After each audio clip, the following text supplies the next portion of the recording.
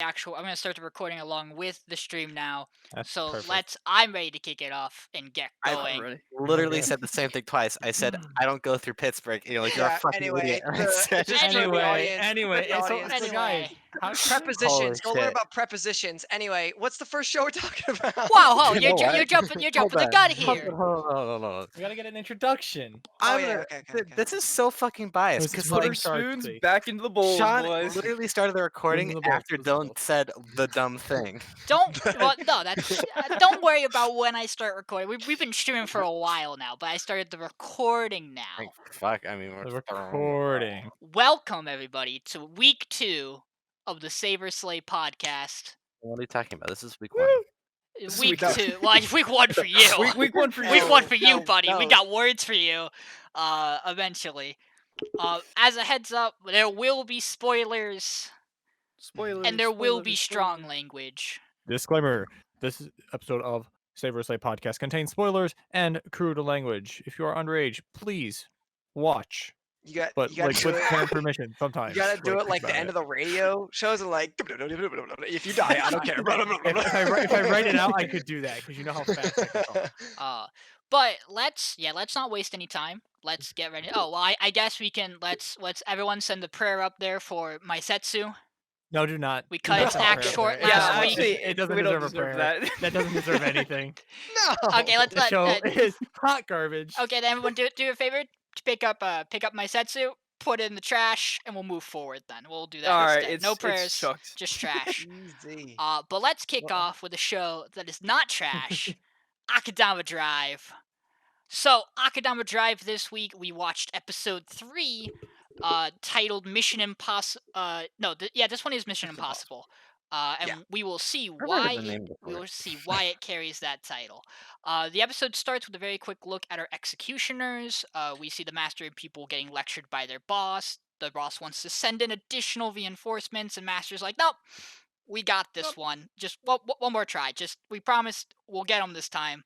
And we cut to the Akadamas as our Black Cat fills us in on the plan to, and what the objective of this next mission is. Their plan is to invade the Shinkansen, which is a train at the Kansai station, and their goal is to steal a vault in the front carriage of the train. To do so, there's a couple of things they gotta get done first. They have to get into the station. They then have to go and hit 2 buttons simultaneously to activate an elevator to then get into this part of the station where the train is, and then they have to destroy an electromagnetic field so that Courier can ride his bike in, but they also have to open the door for him to do so, to get him onto the actual train itself, which involves Hacker getting into a tiny cargo box, because he is the only one who will fit in the original plan. So, the Black Cat splits us into 2 teams. We have Hacker, Cutthroat, and Swindler, and then we have Doctor, Hoodlum, and Brawler. These teams are stacked in 2 different ways, in terms of what they do. They manage to make their way through and into the stations. We see Swindler's side, where she just puts on a disguise, talks her way in because she looks like a normal human being, and almost has a mental breakdown about not wanting to do any of this.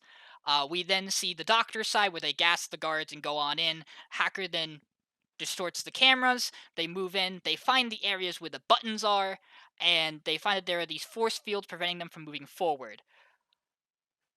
Swindler's team decides the best way to get through this: Cutthroat's knives. He just starts chucking knives through the barriers, 1 knife at a time, until he runs out of knives, 1 short. Doctor's team, Brawler decides he's going to pick up the pillars on the side and drop them through the barrier, I guess, to get through. And he does this to every single one. Kind And then to hit the button together, Hoodlum runs forward, trips, and hits it with his head as Swindler takes one of Hacker's drones and baseball chucks it into the knives, causing a chain reaction where the knives will then hit the button, and they manage to time it right, because this team is definitely competent and not insanely lucky, just like any heist team. When they get inside, they go to dismantle the electromagnetic barrier, where Hoodlum goes, I got this, and they cause a whole blackout in the area. This allows Courier to start going, but Hacker lets them know, well, you didn't give me time to hack, so I can't change the weight requirements for them to recognize the cargo. So if I go in that cargo box, it will vaporize me because I weigh too much. To which he goes, so unless anyone here weighs less than me, and he stares at Swindler and she goes, don't you dare even ask, but I'll do it. She decides to get into the cargo box, goes through, doesn't get vaporized, struggles to lift the lever, but manages to do it, and lets Courier in as the rest of the gang also gets onto the Shinkansen, and we leave off with the next part of the mission, which will be getting the vault, and I imagine some opposition from the executioners, though we have not seen them yet at the end of this episode. We get a couple of nice character moments spread throughout here, outside of throughout the heist and the mission. We get a scene with Courier and Swindler where she asks him, why does he do this, and it's just his calling. I think he says something along the lines of, it's just where I think he said it's where I belong. Right, where I Which seems to be kind of the theme we're building with Swindler here, where I get the feeling she's gonna start to feel like she belongs here, which will be a problem when this show takes a turn and starts murdering its cast, probably, because I fully expect that to happen. However, I think Akadama Drive this week is a very solid episode. It definitely takes the aspects of the heist genre and the infiltration you would see in a Mission Impossible like movie, and does it very well with its cast of characters. Also, it continues to have an amazing atmosphere. I really enjoyed it this week. Who wants to hop on it first? I'll go. Okay, so yeah, you did it great, Sean. You explained like everything that was fantastic about the show, blah blah blah, right? Tell me about There's one Brawler. thing. There's one thing you missed actually that I really want to talk about. Mm-hmm. Now, I know it might have been a bore to most people, but there was an educational segment in this Yeah. episode. And there was a line in that educational Thank segment you, I that caught forgot. me off guard. They were explaining how executioners basically work, right? And how they're these pairs of duos who act like judge and like lead like the force, yeah. right? Like they're both the judge and they can like kill Judge and Akudama on the jury. spot, right? Mhm. There was a line in there at the very end that I was like, why would you tell me that? Because now I'm thinking, where they say that executioners aren't just good at fighting, some of them are better at things like infiltration. And that's where it stops. And it got me thinking, you know, there's one Akudama who's really fucking sus right now, and I think it's because he's an executioner, and I think it's Courier. Okay. I think he's an executioner. I think he. Good idea. I think that's an interesting take. I think he might have been an executioner. But again, like, I like that, like you mentioned, I like what they did this episode, where it's a lot of like, it builds the characters while also progressing the plot to a degree, where it's like we're getting a little bit more of like, okay, so it seems like Akudama aren't here because they're just criminals, but more because this is the only place they can exist, right? As people, because all these people are a little out there, we're gonna say. But like, yeah, we get a hint of the backstory from Courier of like, it's just where I belong. We get a hint from Hacker, who mentioned his goal is just to escape Kansai to finally get to Kanto, right? Because it's treated as this paradise, at least to him. And so we're getting like kind of snippets of like why each character is here. Obviously Cutthroat is haha red go burr. But which, by the way, would have totally screwed that up if there wasn't a force field. Thank Because he would have God. totally ran and pushed that button, and I was like, oh boy, here we go. But something that interested me about the show, though, that I kind of like a bit of a gap there was like they mentions explicitly that if you took out any of the guards and their vitals were disturbed, that it would trigger an alarm. So I guess they're using like, okay, he's knocked out, that doesn't count, but like, wouldn't that be measured in vitals because your heart rate and stuff would change? But that's just getting I a little bit think over specific. I think it was but- just like I think what they meant by gas, measuring right? vitals, I think, If you they know, if die. my heart Yeah, stops. yeah. Listen, if Jim's sleeping on the job in the Kansai station, he's probably getting executed next week anyways by this Exactly. government. Yeah. But no, the show's a banger, and like you mentioned, it's gonna be interesting to see because they have to get in and off this train still before it heads into Kanto, because there's the dead man's land in the middle. Like the train's leaving. Like, are they just gonna go to Kanto now and have to like take the cargo back? Like, we don't know. It'll be interesting. I Also- assume they just like, you know, Okay. it's already started. I assume they just pull it out with courier and stuff like that. if Well, they're in Kanto, it yeah. becomes interesting because that's where Hacker wants to be. So if the job is to bring it back to Kansai, I don't know Well, if he's they gonna want die to go in the back. no man's land. They wouldn't make it back without the So Shinkansen. Yeah. so Yeah, that's there true. was a little plot when the power came back on, guards did get to see that they were Yeah. inside the train. Mhm. So that will lead into some sort of conflict unless there's like another train, like a backup train that the executioners can get onto to follow type deal. Or there's just already executioners in Well, Kanto they already and the other said. areas. We also don't know I what's think. on board the train. Yeah, Nothing there's. on I think the there's an train's a black executioner box. on Shinkansen, pretty much. Gotcha. Too. There's something that guards inside of Shinkansen that nobody knows what it Yeah. is, but nobody's been able to deal with it. Because it's a black box. And I don't know. We're trying to avoid talking about the previews, right? As well. I didn't watch the Yeah, preview. I generally don't Okay. talk about the Then previews. then we'll avoid those Yeah. because yeah. But I But will say the yeah. executioners mentioned that they have an idea of what the Akadamas Of are what's going on. planning. So, and then they show the shot of I think the Shinkansen on the screen. I if Also thought I saw it remember. was the It's a tower. building. It's the tower. It's the tower Yeah. that Yeah, the and also we saw train the commissioner platform's on. too. Yeah, we did see the Like commissioner. the overarching you know, what you call it? Executioner's like leader to the degree, or Yeah. like the chief, I guess.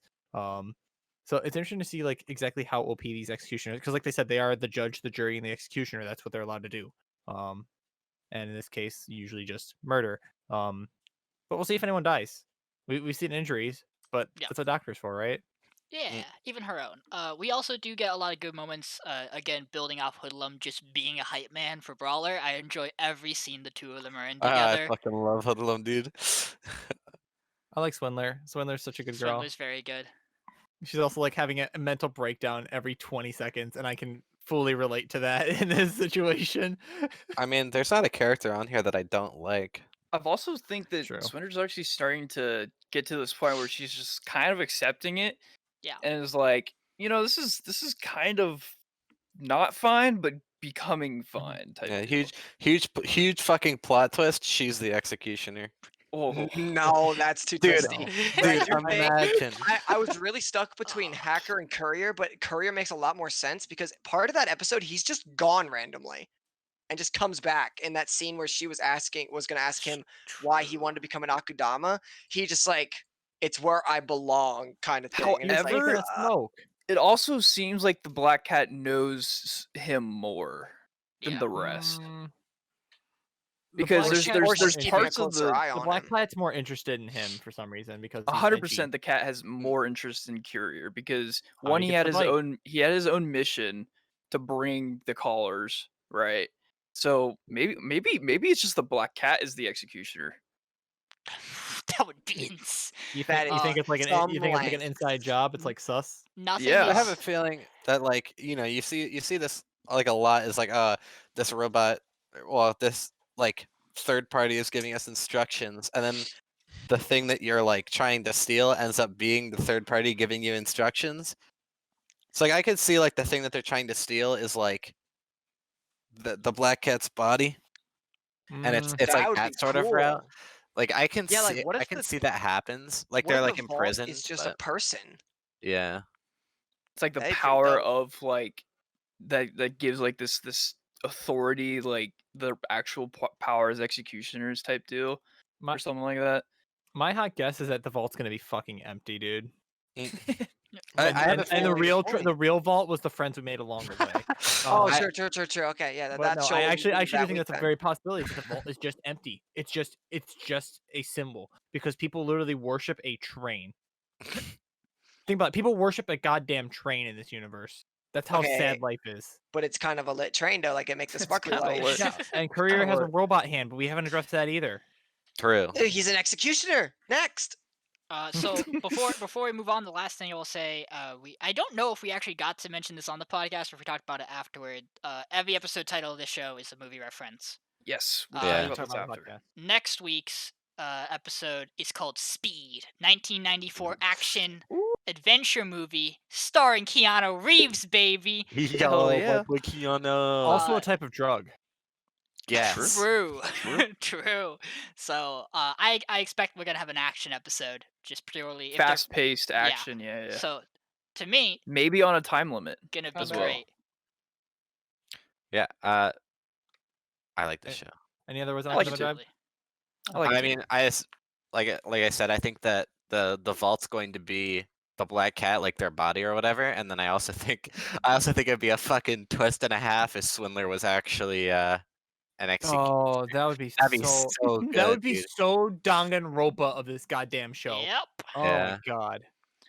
All Okay. right. Wait a second. Didn't the I What's up? feel like this show was worked on by people who. Yes. Oh, it is. The We art style addressed is that Okay. inspired by last the week. same people. Yeah. Oh, did we? They went Okay. to Wow. school together.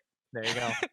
Yeah. But So people that worked on Danganronpa are also working on this. Hence the backdrops dropping in when they change scenes. Hence the Yeah. character designs. Like it's super inspired from the same art style, and I Yep. love every second of it. but Yeah, it's good.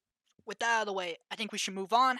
Let's talk about By the Grace of the Gods. Oh, another banger! Is that you? Ah, Is that you? good Is one. that you, Nathan? It is. It's actually me this Yeah, week. you I'm had here 2 to actually say this. episodes, 3 and 4. Oh, 3 and 4. Okay, well, I only Yes. remember This 4. Yeah, don't worry. So I do believe all of us. 3 He is didn't miss just anything episode 3. basically set up with the guild and stuff like that. He Yes. wants to register with the Tamer Guild, but they would start him relatively low, so he registers with the Adventure Guild instead. He does a variety of tasks. We see him with like the bow and stuff like that. On the firing range with the bow and stuff like that. He does basically like I don't know what the actual name for it is, but it's when a clay disc flies and you shoot it with a shotgun. Shooting Skeet clay shooting. pigeons. Oh, or Skeet Is that. shooting. it? Skeet shooting or shotgun Skeet. shooting. I didn't know if it had like a specific name for it. It's skeet shooting. But we It's see canon. him do some of that. He gets some of his first tasks, and his first task is cleaning the house of someone in the guild. Then episode 4 starts, and it ends up being our token cat girl that every show needs. With big tits. With big tits. Don't forget With that. big tits, true. And Nice. All parameters met. Important details. Important details. I only remember the important ones. It's just big old massive knocker Some dockers. real Hantonic. Okay, we get it. Move the plot. A Move real the plot. set of cat. A real So- set of cat ears. He starts by cleaning up the dump next to her house with the slimes. He repairs the hole in the wall. Then he cleans the entire basement. We see like a couple of, what I would consider like important stuff that might appear more later. We see him with PPE like made out of the sticky slime solution. And we see him wear the blue slime as a mask, which I thought was really funny. But he cleans up the basement, repairs the hole in the wall, gets rid of all the trash. The cat girl was so elated with his work that she actually put in for him to get extra pay. Then he takes on the second job that he's doing for the guild, which is cleaning up the communal toilets. And sort of the way that the guildmaster talks about the communal toilets and like the reason why they're so disgusting ends up with our main character talking to the Duke and his family about potentially getting more funds, but they say that there might be some like crime or embezzlement of like government funds. And then we see him clean all 30 giant communal toilets, which the first time around, I thought that giant hall, like underground hall, I thought that was like all 30 of them connected into one big room. No, it's just what like 30 of those fucking monstrosities. But he ends up getting I think he gets instead of a huge slime, it's a king slime, and then he gets like 3 in the end, just because they're dividing so much, because they're eating so much like just disgusting grime. And we also find out that there's poison and miasma down there. And he finishes up cleaning and he cries because he thought that, or he lost the warmth of his mother every time he came home from a really long night shift. And then he walks in to the Duke's house where he's staying, and then he sees them and they treat him like family, so he cries about it, which is very touching. Yeah, I think that's a good summary of it. Yeah. One of the things I'll mention that we didn't cover is like at the start of the third episode, they walk into town, and he actually gets to have a communal with his gods, that Yes, Oh set him up. yeah, that's right. Oh, Yes. We got That some did yeah. very happen. we got to very speak with the important gods. backstory in that Yes. section. Like I think these last 2 episodes were really good from this show, by the I way. think so Like too. it actually like was like, Agree. huh, it's actually kind of interesting now. Um, but getting back into the exposition, he comes in, he puts this tablet down to get his like basically his stats, right, for this RPG world.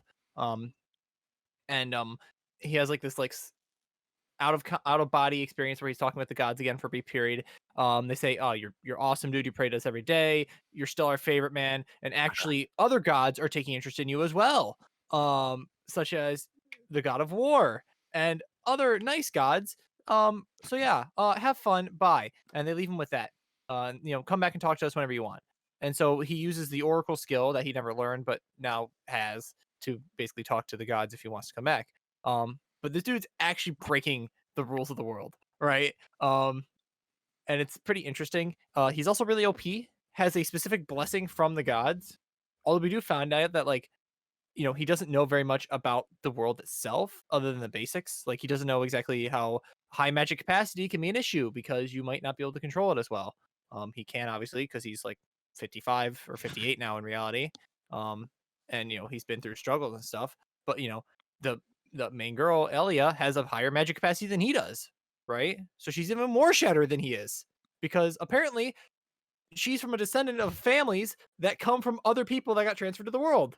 So it's like it's all connected, right? Mhm. And last note I want to say is Realma broken fucking garbage. This dude is shattered. Somebody please hit him with a Nerf bat. And Yeah. 3,000 slimes of grime slimes, Dude. scavenger slimes is kind of nasty. I will say there's also one more thing that you kind of hinted at. We learned that there have been other people pulled in and Mhm. that they have been bad, but not super bad. Ah, The one There chick was the just like one dude emeralds. who was like really power crazy, but too scared to use his power. he was a nerd. Yep. He was too Um, scared. I think the phrasing was like he's too scared to do wrong with it or Do it for something. bad Yeah, things, yeah. yeah. Yeah, which is fucking hilarious. But I also that was also kind of hinted is that this main family, the Reinhardts, they're basically ascendants of gods, if you think about it. Uh, there was a little Yeah. scene where you see the Mhm. three gods behind the three main family members. Reinhardt with his yellow hair, the old dude with the white hair, the mom has the rosy hair, and I think that was just kind of a cool little scene because they technically are a descendant, technically, because one of his like great aunts or something like that was a person that was brought to them from the other world, and then they got married and had their own kid type deal. Um, Also, Ryoma and his slimes are just giga broken. Like, like let's just put that out there. Like, he has just this one man army of slimes that just eat just shit and just whatever that he Literally. wants, and it's just like, yeah, I can just do this for free and I can just get paid. The fucking the fucking face on the brown slimes. So fucking Dude, dumb. when he's I know. walking up to this bathroom and he's like the tone gets all dark and serious and he's like talking to his slimes for the pep rally and they're all like shaking and about to get in. I thought that was like a hilarious little scene just to bring the whole like actual just Mr. Clean scenario. Just fucking absolutely oscillating. Yeah, for sure. I will. I like this show. I This will show's fun. say, I like this Better. show a lot because of its mechanics and the world it's set up. I enjoyed the past week. I enjoy a lot of what it's doing. I think compared to a lot of isekais I've seen, they're making good use out of uh, his former life. So instead of it just being like, he's dead now, he's here. Him being here is what's important. He has a lot of strong connections to his old life that are being brought back up. The moment they reveal that the communal toilets aren't being cleaned because of potential exploitation, he gets Yeah. really angry about it and like mouths it. And he's like, "Oh no, not this. I don't like this." And I think that's really neat. And I think if this show goes to explore him fixing those kind of problems with the help of the family, I think it'd be interesting to see. There's something up with this mine that like it's not creating enough mineral or there's not enough ore in it. I get the feeling we're gonna fix that problem too. He's gonna find a way to make it replentiful to help everybody out. or something along those lines. I think there's a lot of interesting things the show can do with its plot, which I think is an important thing to figure out in a show like this. But I Mhm. also just enjoy what we get out of the characters in these past 2 episodes, and I think these were really strong and really good episodes for this show. Yeah, I think I was really fucking bored with 1 and 2, even though it was it's a really simple show, which I kind of Yes. liked in 3 and 4. The simplicity I think was pretty strong, but yeah, I think if it keeps going the way it is, I think if they go into this plot line of like, which government official or whatever is like stealing money, that'd be pretty cool because I feel like that's an actual like plot that they can go down. If they just ignore it though and he's just doing everyday tasks to gain levels, it's gonna be a no for me. But yeah, not bad. I But wonder how many I levels he's would gonna don't get like from fuck to me these. over. I would like to say one more thing about this. I feel kind of sus about the venture guild leader because Morgan? there was a scene where he was just sitting in his chair while the Reinhardts were talking about like the idea of like stealing funds, and then it zoomed in on his face, and I was like, hmm. So it's interesting. I've seen So enough I'm anime kind to of know where sus. this is going. There I were mean, Kind of sus. yeah, he also knew about it when the Reinhardt family didn't, but that made me sus of the Reinhardt family though. I was like, yeah. how do they not know? I learned from a certain show this season that my expectations of characters may not be accurate based on how they look and are portrayed in certain shots. So I'll talk about that later. I want to point out, I think the most important part about this show, Elena puts the slimes on her hats, and that's Yeah, that's true. adorable That's and true. That's true. She's amazing. still adorable. Just Not the most adorable like little girl in the season. Wait, who that's did? true. Elena, the The girl, the yellow girl, she the takes yellow hair girl. the daughter I thought her of the name was family. Eliara. It is, but Elia is like the short one. Elia. Oh, okay. I'm I'm thinking Yeah. He said You said Elena, El- I which said is that's the the Elena. I traveling witch. witch thought that name. you're It's right. the Yeah, witch. sorry, my bad. No, you're There's good. a lot of I was like, names. can we move on? No, But yeah, we're not I that can't far. wait to see Yeah, I Elia. said Elia is the to problem. see Yeah, everyone Elena. start putting the white slimes on their heads, walk around. She should, I but feel she's like I just, feel like that's gonna be a plot soon. but she's just I- like, I need to come talk to you. Put slime I'm on just hat. worried. I'm worried for main character working himself too hard again, like he did in his previous life, just out of habit. But like I'm not gonna lie, like the end scene where like he comes in like after this like emotional thing and like just starts crying. I'm like that got to me a little bit, and I It's was a like, really good scene. She got to me I too. didn't think it's Yeah. gonna have me tearing up a little bit here. Like, Like, damn, this good is job, actually good kind of job, sad. show. I'm silently impressed with this episode 4 specifically. I still don't know if it's gonna go anywhere. Other than like probably like Who knows? Elia getting kidnapped or something, and he has to go save her or something probably. And he can't do it all because he's not a master of magic. But we'll get there when we get there. But yeah, but it's better. It's a lot better than last week.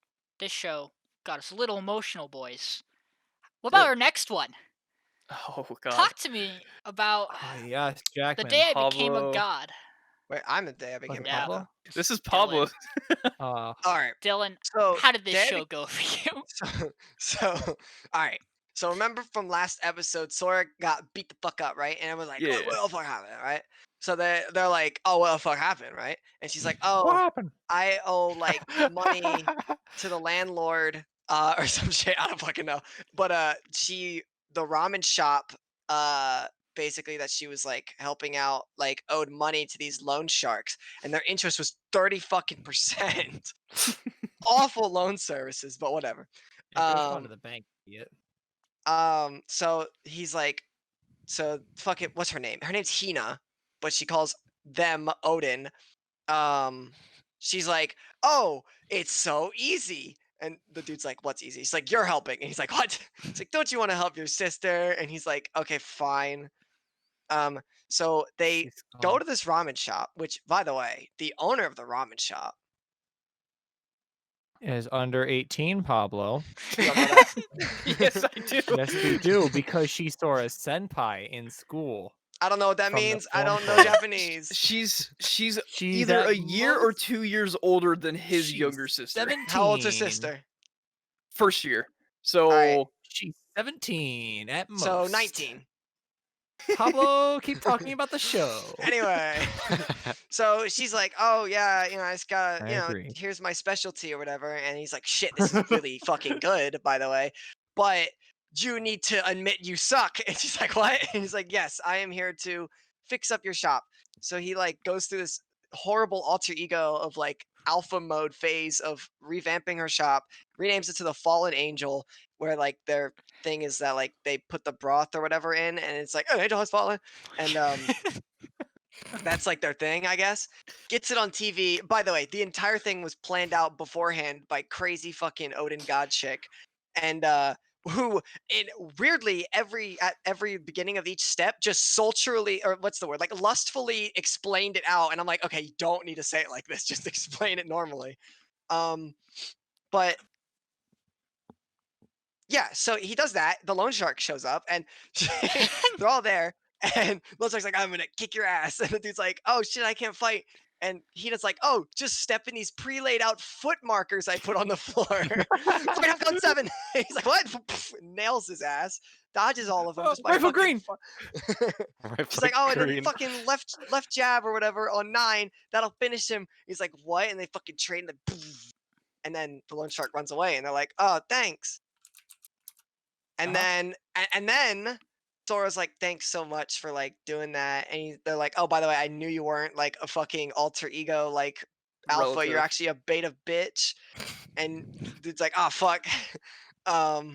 But and then at the very end, we get this lovely counter that says, "Hey, by the way, world's ending in 17 days, so you waste Okay. another week." Okay, Pablo. You missed a whole missed- plot missed- thread, you missed and the I only don't blame interesting you. part plot. of the entire show so far. Yeah, the ramen chick. No, I agree. But Jackman, can you please Okay. explain the actual There was interesting part of introduced- this episode? A Oh, whole the new guy, character. right?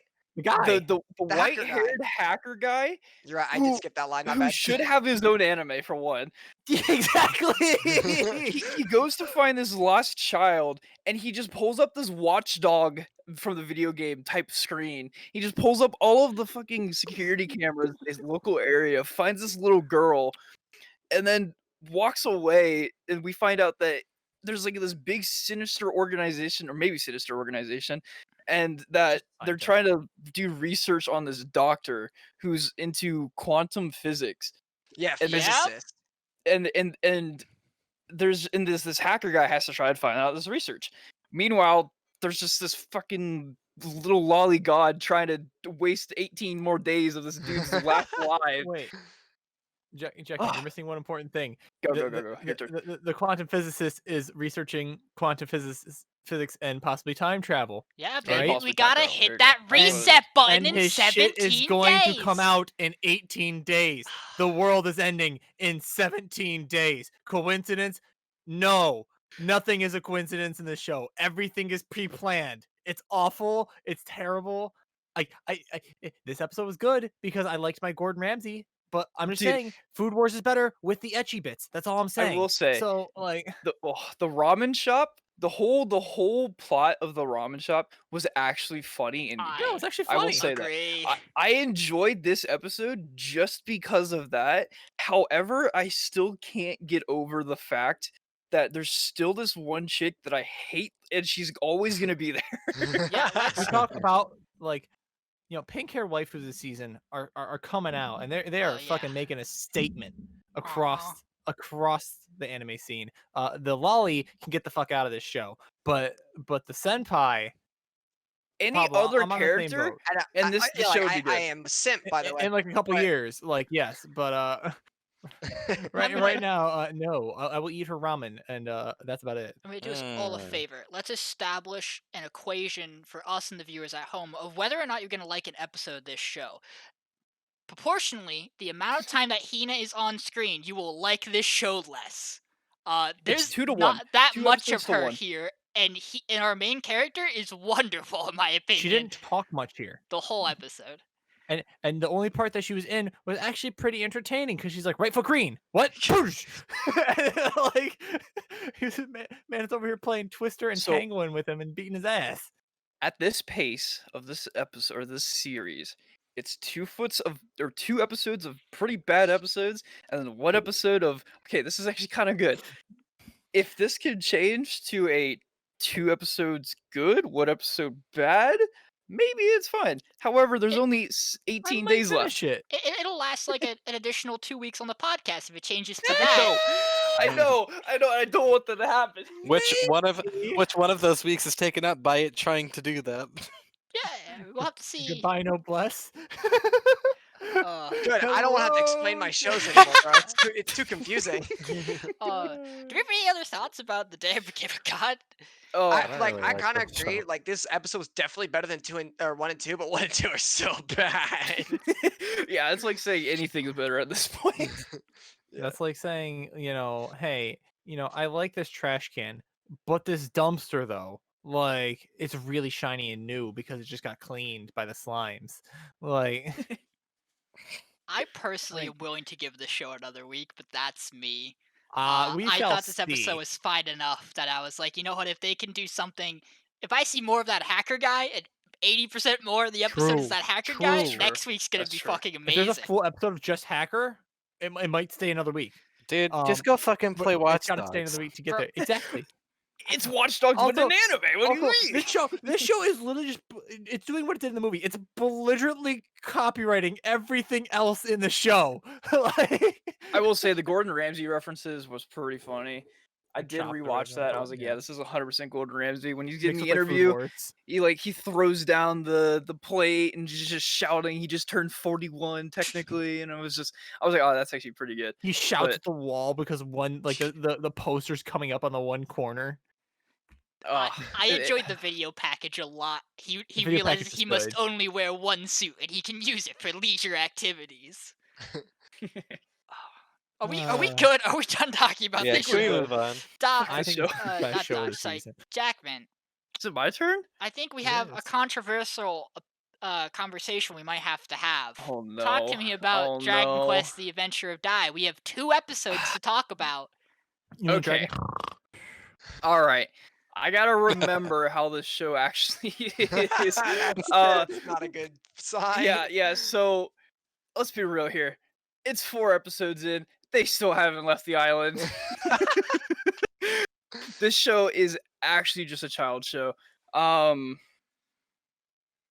Essentially, this new the hero teacher and this second guy who's just like a lackey mage underneath the hero teacher comes to Dai's island because there's been everyone knows about it.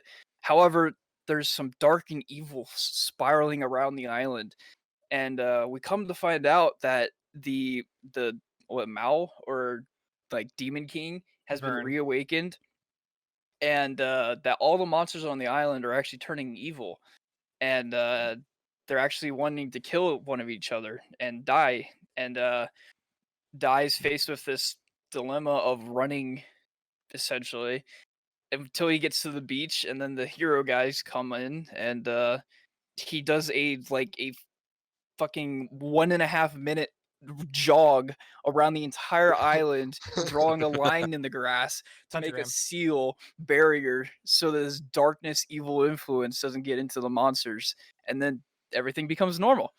And then these 2 lackeys of the Demon King show up, and they're just flying, and they're like, "Hey, that's the place we were supposed to attack, right?"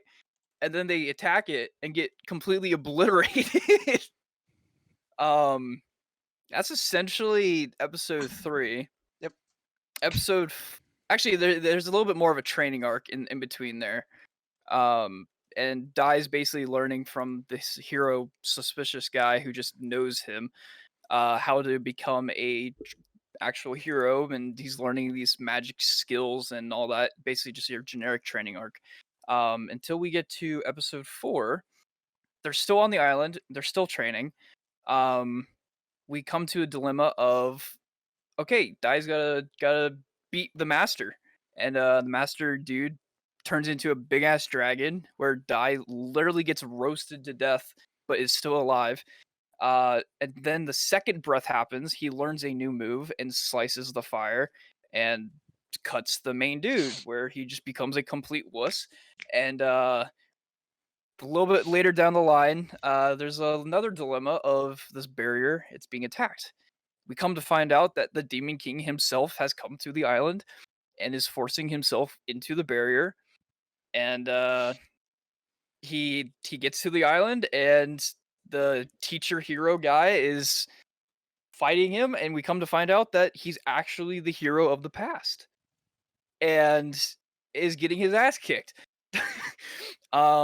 Essentially the hero dude loses, Die steps up, fights back, gets completely one-sided attacked. However, he did manage to cut the Demon King, and he was going to spare him, but then he turned against him and was just going to completely kill them both until the hero dude stepped up, took a full blast to the back, and that's where the episode ended.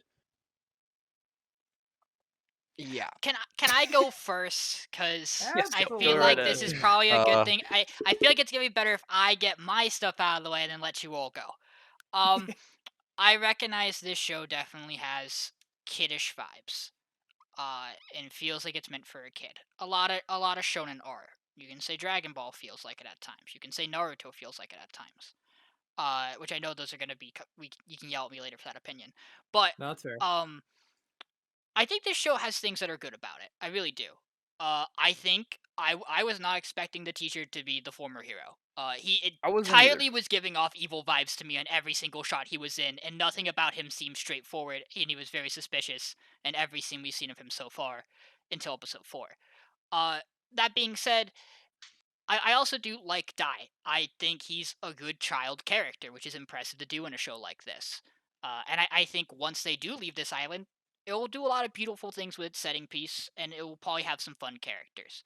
This is an Akira Toriyama show concept. The man does this stuff. The scene where the teacher hops in front of the demon lord's blast is a Piccolo shot. It's literally a Piccolo shot from Dragon Ball Z of him sacrificing himself. Uh, but I mean, I think this show is solid and it's good. I don't think this show is bad. I just think out of every show we have, this show has the least amount of potential. And I was kind of rocky on the opinion Dodge gave last week of I know what's going to happen because it's based off a JRPG, but there is a very solid argument to that. You have a pretty clear idea of how this show is going to go, and it doesn't have a lot of it doesn't feel like it's doing enough to warrant it being unique or special in any way. I don't I think the can show agree. is bad. I also don't think I'll be hurt if this show has to leave. I think the important thing for this show's conversation later is uh are there shows that are worse than this or not? Hey, And for exactly. me, I could watch another week of Dragon Quest cuz I don't hate what I look at when I watch it. But that's me. Okay, now it's me time. Wrong. I think this show is fucking awful. It's so boring. It's It's me literally. time. I would rather Raw. watch Dora the Explorer, and I'd probably get hyped to that shit, bro. I'm actually falling asleep here. It's like watching. It's like playing the first like few levels of like an old RPG that you played, and it's just so boring. You don't have the willpower to move on to the fun end game stuff because you're literally just stuck on the first fucking island for years. It feels like. Yeah. I agree. See, so I like to relate Dragon Quest in this anime to Pokemon Sun and Moon. Where the first tutorial, it's like I've been here before. I know how this goes. Why did I spend 8 hours on the first island of this game in the tutorial of a game I played 17 times? oh, that whole game was a fucking tutorial, bro. Exactly. That's besides the point. But very similar to Dragon Quest. We're a quarter of the way through this, or a third of the way through the season now. Why are we still on the island? We just got our villain on episode 4, Yeah, right? okay. I would add on Which, to that. by the Why is the Dark Lord coming to the island? don't he's not know. even the bad guy. He's just like he's the Dark General now for the actual Dark Lord Vern, who's the real big baddie. Ooh, scary, but I'm super strong now in my new body. Burn. But wait, the hero couldn't beat me, but the young hero cut me, and I'm not healing from that one. So I gotta kill this guy now because he cut me on my thingy. And I agree. I'm just a little disinterested in it. I'm biased against Dragon Quest. I think it's a good game. I think it's a fun game. I think the anime. Stop the CG, please. It hurts. Fuck the CG and fuck the But game say, too while I'm at it. I Fuck do Dragon respect this Quest. season of anime for having a very very important theme that we saw in Rent a Girlfriend: simping. God damn, do these MCs simp? This man is like even when they're training, he's like, so you wanna go help that princess? He's like, you goddamn right I do. You've seen this bitch. Like I every love MC, that scene every so single much. every single main character we've seen in anime this season has That's been true. simping so hard. Like, Dea became a god. I'm just like, why are you simping for the glasses girl? The cute pink-haired one is right there, and she's totally gonna be into you after this. Like, come on. Ah, She's simp underage, for the probably. correct girls, please. It's a shame that all of them are underaged. They're also underage too, so it's legal. He's going in the entrance I'm exams, my shipping, man. You not can ship simping. 16-year-olds together. I'm role playing as a 16-year-old Sean. No, no. Oh, no. Pablo, listen. Back on the Dragon Quest, even though it's going to make you all feel pain. Nathan, Dylan has the mental what do you have to fortitude say? of a 16-year-old, so it's fine. Yeah, go I ahead, think that's Nathan. fair. What are your thoughts, Nathan. Nathan? It's just not. It's not hitting. Like I got fucking bored. It just doesn't hit different, does It it? just don't hit Okay. different. I It will- hits like a little bit because like, it's reminiscent and like the art style is of, older animes and stuff like that, and it's very. It feels like it's supposed to be a show that plays off like all of the nostalgia that you have if you're like a Mhm. very old like viewer of anime and stuff like that, because it's obviously got that old art style, It's got right? the old school style feel, yeah. It's got the old like story archetype, and I feel the show could have been interesting if we moved a little bit quicker, but it's really slow and it feels like it's setting up to be one of those, old One Piece 700 show long, like that's what to me this feels like. I And- can agree with that. And if that's the expectation for the show, I'm more okay with it. But it's a 12-episode show. Yeah. Like to a degree, My Hero does the same thing, but My Hero gets 25-episode seasons, and you're getting another season after it. This show ain't getting another season, so are they just gonna like plow through this in like 12 episodes? Yeah, baby. For me, I agree with Sean that this is definitely one of the weaker shows in terms of like potential, because it doesn't have it, like we know the show count, it's 12. And the fact that it's taken 4 episodes and we haven't got off the first island, does this guy just fucking beeline it to the Dark Speedrun it, Lord or yeah. whatever? Did we get a time skip? Like there's so many different ways that this could I'm go, sorry. and I What? don't think any of them are great. Yeah, I can hard agree, because like the reason why I picked this was because it looked like a long running Shit. show, and that's why I picked it. But I will say the one thing I will defend against this is there was a couple of times where I was like, oh, maybe he's leaving the island like now, right? This And time I for was sure. like, there was 3 different boats that he could have left the island to not be on the explore island. the world, to not be on the island. I can understand if he like went back to the island and then did more training and then left it permanently. However, he had 3 chances: one to go with the king, one to go with the princess, and then one to go with the knights or the teachers. And they just stayed on the island. I was like really expecting him to just like leave with the princess and then get like rewarded.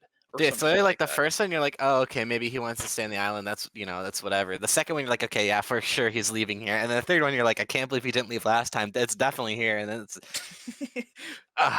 man. Surely not. The next episode is not a full episode of him healing his teacher on the fucking island. I swear to God, if he's on this island, if this makes it through and he's on the island, I'm gonna lose my mind. If this man goes Super Saiyan and beats the previous empowered Dark Lord as a child, this guy is broken and needs to get nerfed.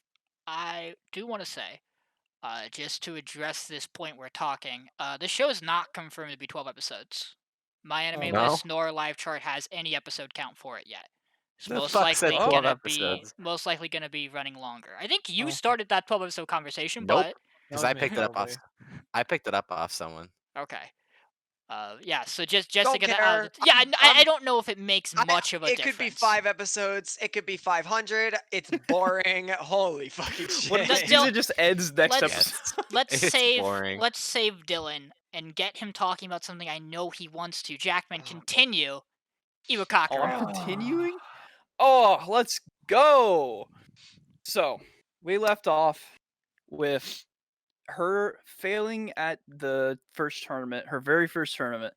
However, we go into a training arc, a massive training arc at that. And this training arc is pretty good, not gonna lie. It shows off one of her just running, and then the second main character just makes fun of her for being chubby, and she's that's her only thoughts the for the entire first half of the training arc. She's like, shit, I'm fat. I'm fat. She thinks I'm fat. I'm fat, and it just goes on. She's failing at all these things. She's trying her hardest. And then it gets to actually rock climbing, like outdoor rock climbing, where for one, I guess their teacher is just insane, is just completely jacked. We meet a little his daughter. She the main character and the daughter have a little gaming attitude where she's self-renowned the best, and then she gets just single-handedly whooped.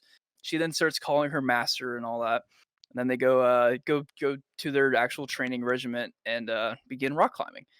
And it's actually outdoor rock climbing where there's no pre-hold grips and all that, which I think they also taught very well in these 2 episodes of just nonstop training. She goes into her gamer mode and analyzes this rock face and can see all the 8 different or 10 different routes that can go, and she realizes that she could only go up to 1. And we get clarification that yes, this is the route that I want you to do, and so she tries to do it. She gets not even halfway up the rock, and she realizes that holy shit, this is a lot different, and I'm kind of scared. And we go into this little subplot of conquering your fears of rock climbing and getting up this cliff, basically. And essentially, the next training phase is her overcoming this fear and knowledge, and uh, she just struggles with it, climbs and climbs, and then she finally does it. And that's essentially the end of the episode 3, I believe. We go into episode 4, and it's still a little bit more of a training arc, where they did all of the same stuff to prepare for the spring tournament or fall or whatever season they're in. Um, but this time she's actually gained progress in muscle building, and she's getting stronger and she's progressing. And we get to the scene of them going to the store to get new equipment, and there's a lot of foot shots on this episode. this this this store lady is obsessed with calling bare feet naked, and it was a weird part of it, but it was kind of hysterical. She's just getting her feet rubbed up, and she's just super uncomfortable this entire time. And then she gets her shoes, rock climbing shoes, and they're actually like meant for her actual style of climbing, of like using her feet to grab the rocks and stuff like that. And she's just enjoying it, having a blast the entire time. And then we get to the next scene transition. We find out there's a different like main character for the different schools. They go to the tournament, and you got the 3 like best rock climbers in high school girls competition. You got like a spider chick in the all black gown. I don't know her name. And then you've also got like the white haired chick who's a Black Panther uh, as her like Wakanda forever. spirit animal. Yeah. And finds out that they're the best of the best, and that they're gonna have this big tournament arc. And that's essentially it, really. I think. Tournament arc pog. We are What are they called? introduced Like to a 3 rival at the end of the games? episode. Mhm. The climbing Rival That's true. games. And a rival. We do Rival get a ballet rival at the end of the episode. That is true. From the Yeah. white school. I Yeah. don't remember. Saint Saint Caternos? Cartel or Yeah, something like that. something like that. Saint Jesus over there, and yeah. Well, dude, waifu training arc. Let's go. So important debate here, guys. We need to settle this right now. Mhm. Casual June, right? Glasses June. Of course. Swole Nomi. Konami, but swole. Ooh. Are you It's even it's horrible. comparing them? Yes, I am. Dude, Wrong. dude, Konami. This conversation ends now. Gamer girl mode swole to me is pretty pog champ, dude. That's all I'm saying. It's an important debate. Glasses June is powerful, but I'm sorry, none of these characters are going to matter once the team captain says "Are" for the first time in the show. In which Ara, case, we're ara. all That dead. is true. That is true. We got a singular Ara out of the spider girl lady. So Yeah, it's I'm just kicking Ada fuck out of here. So I don't know what that means, but yeah, I still Okay. simp for the casual June. that's fair. That's Next fair. That's fair. question. Okay, but like going on the show, a couple things. They mentioned how diet is actually more important than exercise. They need to mention that when it comes to building muscle and losing weight. Food and what you eat is more important than what you do. They're both equally important. However, diet is way more important for shedding fat and building muscle, and body shaping. But that aside, melon buds are 1,000,000 calories. She's got to cut those out. June, come on, get on that shit. But yeah, I mean, what is with gamer goals and being OP at climbing? I guess it is like a puzzle. And the last note I made was, why does every sports show need a creepy OP rival character? It does it in Yoa Pedal with the fucking purple guy, and it does it here with the creepy black haired chick. dude, So she gives off such Yomushi pedal vibes of doesn't that man. she? It is Doesn't insane. she? You were the third person I've It's had the tell me same. that. Also, can we talk about when what was his name? Goto Juzo? That man, he is Yeah, Yoked. he- Yoked. Yo, I he can is Yoked. yoked, understand why his and that daughter is man, trying to get him a wife. He and that man deserves it. cleans up so well. I think my favorite moment of the show was when he's like, "Hello, ladies," and they're like, "Whomstuff." who are you? Who? Who Whomst? is you though? Whom? I just have in all caps in my notes, whomst. But yeah. All right, Nathan. You voted off this show last week. Dude, I told you it's a We're meme. never gonna let you Mm. live this down. Oh my meme, Tell huh? us god. your thoughts on this show, Nathan. We didn't get it last week. Let's get both weeks' thoughts here. I like the show and it makes me want to go rock climbing. Exactly. Dude, they're like I don't like sports shows for the most part. 75% of them I think are pretty bad. But this one got them camera angles. We're slowly gonna turn you around on that opinion. It'll be. I can't wait till the day where you admit you love them. And this is the start right here. This is a Oh, slippery slope. it'll never happen. This is the beginning of the rabbit hole, and I'm glad I introduced the show. I for every good sports anime, there are 3 bad ones. I mean, you're right, but that's That's not. why you just that's- watch the good ones. You don't watch Exactly. the bad ones. I find it pretty hard to find the good ones. I still to this day I fucking hate Cinderella 9, the show we watched last season. I thought it was fucking awful. Well, you know what? It made it to the top 4. That's all that matters. We don't have to talk about it anymore. Made it to the top fucking 4 because of you two fucks. I'm just saying. Kuroko no I basketball, so will basketball, this. Diamond no ace, baseball, Yoa pedal, biking, climbing girls, climbing. Like you just got to know what to look for, and you can find your sports show. You want to watch some volleyball? Haikyuu, killing it. Love me Yes. watch sports shows. I Dude. will also state we stated it last episode. I think this does this really well because it's not a redemption story.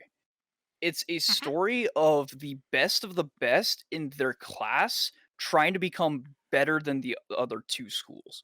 And I think that is actually a big part of it because a lot of the sports animes, it's like, oh, it's a shitter school that's always been, they were good once, but they've always been bad. And now they're rising back up. I think this is a really cool concept of, yeah, we're just the best and we're just going to be better than the rest. Mhm. It also teaches rock climbing really well, I think.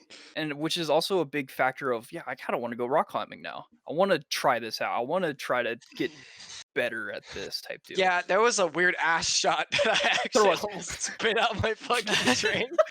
I literally was saying it too. I was like, "There's gonna be an ass shot." It was literally up her fucking crack, bro.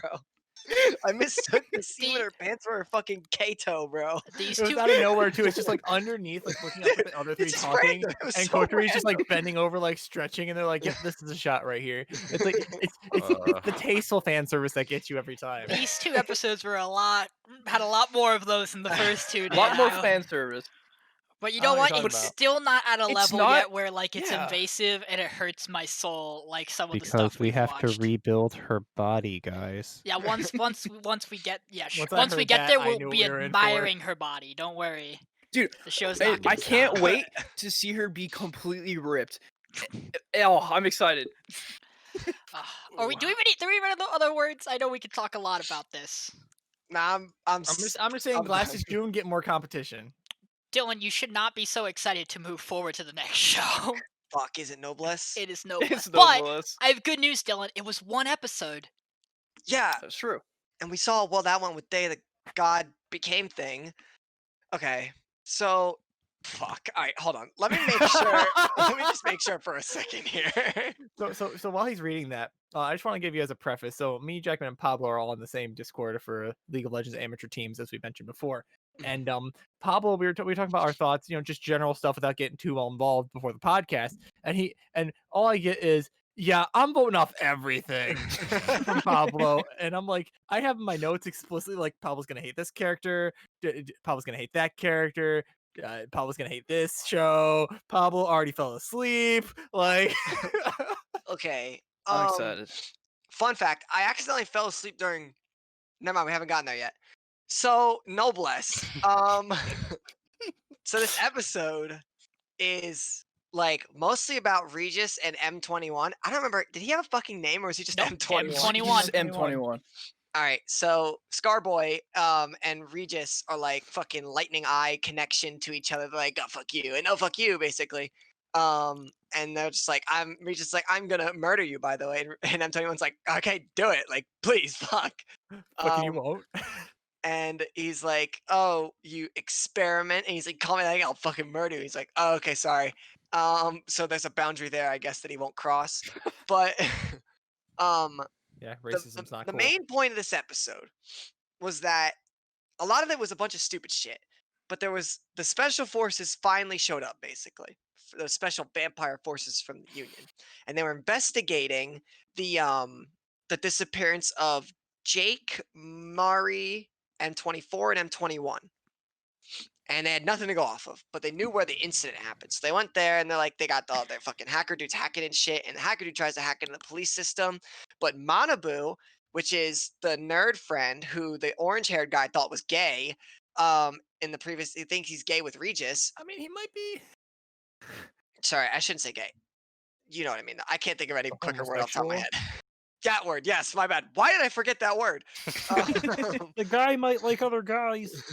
But Nothing wrong with that. there was like, but like they were joking about like how you like dudes. Well, I mean, I'm okay with that, like kind of weird shit.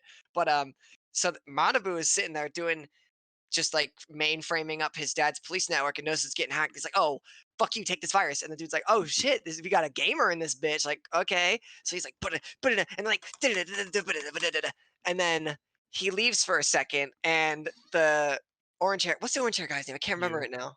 Is it just You. you? It's just you. He goes over and looks at it, and the hacker dude's chatting with him, so he thinks it's some kind of fucking Tinder meetup. So he's like, "Oh shit, like, what's this chick?" And then he's like, "Can I call you like Chan or something?" Which I don't know if that means girl in Japan or something. And then it's like, "I'm a guy." Lo, he's like, "Oh fuck, he is homosexual." I think how it is it's Chan is for like affectionate for female, and then Kun is like the male version. But I'm not 100% on that. So I believe so. There, yeah, I that's what I think picked up on. Maybe.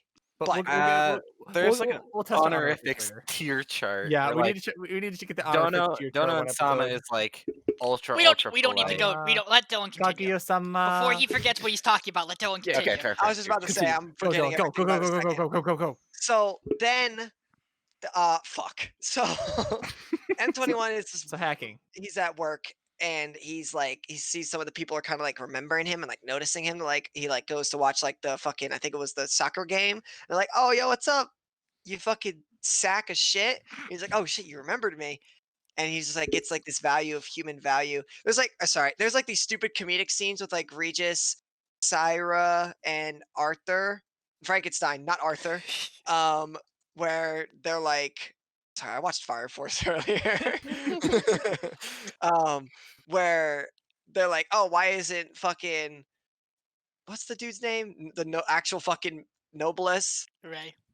Right. Right. Right, Something like that. right. Yeah, it gets like 6 parts, but he's like, "Why isn't Fucking he fucking bread. cleaning shit up, that piece of shit?" And then Frankenstein's like, "Oh my god, don't fucking say that. Don't do it. Don't do it.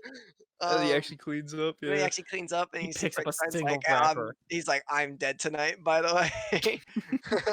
um, but so M21, like, he gets all appreciated about like people recognize him, and he's like just randomly walking the park at night, and then boom, special forces show up. Like, why are you so fucking stupid, by the way, to just walk in the park at night being a fucking wanted by the Union? You know what I mean? But whatever. He's an idiot. and you got Shark and Hammer. Hammer's just chowing on some KFC in his bag of infinite KFC, while fucking Shark's sitting there just talking. He's like, "Yeah, I'm just gonna bring you in," and then M21's like, "Yeah, you're a bitch," and Shark's like, "All right, I'm pissed off. I'm gonna murder you, actually." Then Regis and fucking Syra show up, and Regis thinks he's all hot shit and he's gonna fucking fight Shark, but Shark actually like kind of like outplays him, and M21 like sacrifices like some stabby wounds. Captain dude shows up and he's like, "We're leaving," and he's like, "Oh shit," and then Regis. Like M21 was kind of like playing this fake role of like, yeah, I was a spy. So what? To save Regis and Syra, but Regis didn't fucking catch on because he's brain dead. And he's just like, "You piece of shit! I knew you were bad." And then that's where the fucking episode ends. One of my favorite parts about this episode is that M21, when he runs into the guys, the special forces, The they go DA5. they go 21 M21, right? And he goes, "How do you know my code name?" As if he's called anything else by anyone ever. It's actually so true. How do they know? Is he called anything by anyone No, ever? no one, no. Like, He's just old guy or the call Old dude. guy. Michael or Old guy, something. the Show at dude. least try. Oh, No. So I like Noblesse. I can tell Noblesse is gonna be a good show. I'm not really invested in it that much. Like, Noblesse is a show that could Yeah. go and I would not care because it hasn't done anything to make me care. I'm sure it's gonna be great. It's just I feel like it's biding its time because it knows it can, and it can establish things and take it really slow. Can Uh, it though? I mean, if you aren't doing a weekly podcast, sure, maybe. But like, they should have it as like, you are a webtoon show, right? You have to make an impact. You're one of the big three, and you have 13 episodes. Why are we looking at My Life as a Teenage Noblesse? Like, what? I I get it. Like, the little comedy skits are here and there to like break up the tension, but like, we literally haven't seen these dudes do basically anything Yeah. since the prequel, right? Since the ONA, Yeah. I think Yep. is what it's called. Yep. Like, they haven't done anything Yes. except for like be a teenager. And it's like, okay, you can't set up this big epic world and then be like, yeah, welcome to high school. First hour we have English, and second hour we have M21 getting abducted by DA5. Like, it's like, Also, gang fights. I'm losing Okay. interest in the show because it just feels like I don't know who the main character is anymore. Like, I can't tell what the story's about. Is it about M21? Is it about Rizel? Is it about you? Like, It's not Okay. about I me. don't know. I think this show is really cool. However, I'm not invested. Yeah. I would be invested if you was the main character. However, Yes! I don't think you's the main character. I think it's all about Rai and use the support character. He is. But you has done the coolest thing in the entire episodes. He's just a fighting. He just fights people. He's a dude. He's just a Chad, and he just beats people up when they attack his friends. I did like that we finally found out what his friend is. He's a hacker, and he's a good hacker at that. However, I don't know if that's really gonna play into anything, because what's a vampire gonna need a hacker for? I guess the other team has one, but like, I don't know. What does a I vampire need a hacker for? I mean, dude, he can What does a fucking vampire break just it. need a dude that's good at fighting for? He He's can- a vampire yeah. who can make people explode. Hey man, Like, some vampires are good at infiltration as well. stop. Yeah, and Yu's good at brawling, but when his body is gonna implode from the inside or be shot or cut, he has no goddamn chance. that's why I thought I like that your he was theory, gonna become a Jackman. vampire.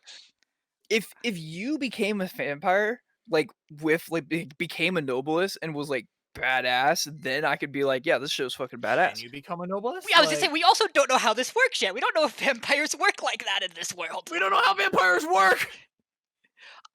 I will say there's a good possibility that this is meant to be a show where your main character of Rai boosts the rest of the cast up and makes them more important, and he's like a supporting main character. But if that's the case, the show needs to establish that and not Yeah. just like be like, here's this man who is a noblesse who the show is named after, who does shit in an OVA but has done nothing yet except try to run a vacuum cleaner in the after credits scene. It's like, again, like, I think we're all on, like, I think we can all agree that we're on the same page of this show has so much interest to it, but it has no investment right now. Like, the story itself and like the idea of Noblesse as a show is so interesting. But god damn it, has it lost me. I think I think something Yeah. needs to happen. it needs to be action.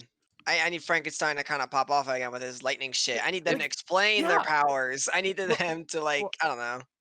I'll put it The Union is so uninteresting to me. yes. I'll put it this way. The genres listed for the show are action and supernatural, and we're getting slice of life and comedy. No.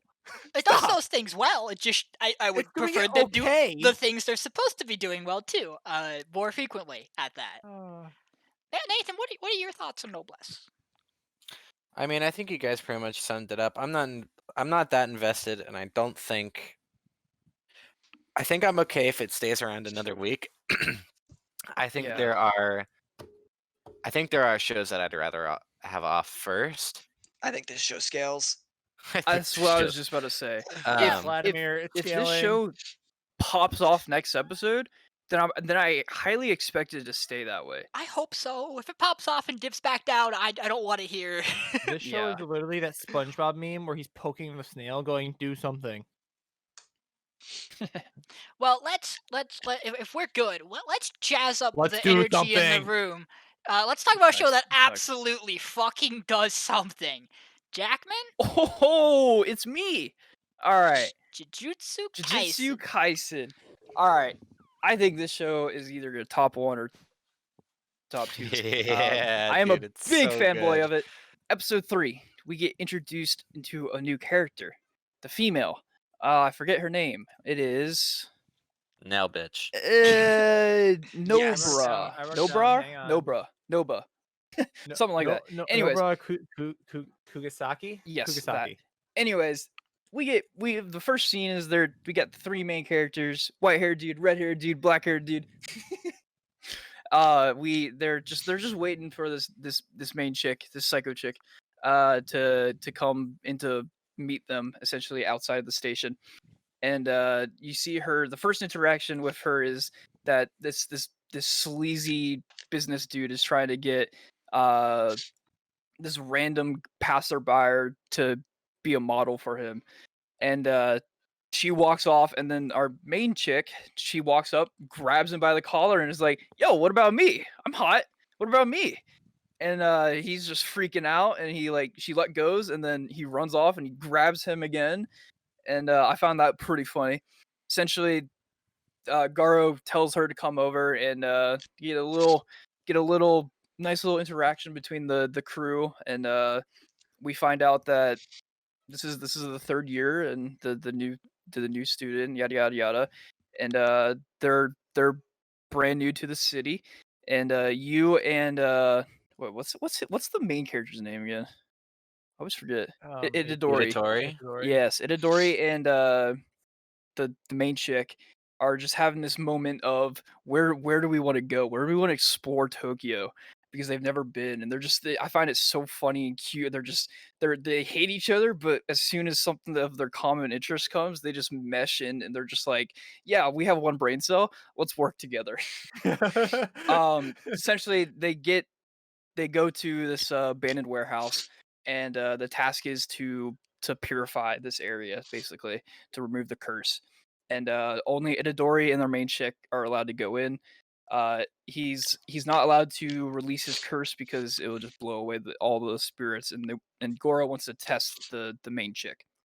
They go up the flights. He's checking all of these doors, and she's just walking by everything.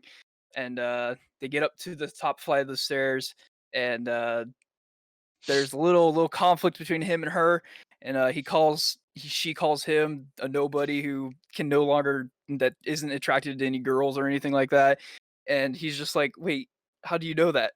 And he calls her a bitch, and she walks up to the top floor, and you see this cool little brief fighting scene where Itadori just fucking slices the shit out of the spider thing.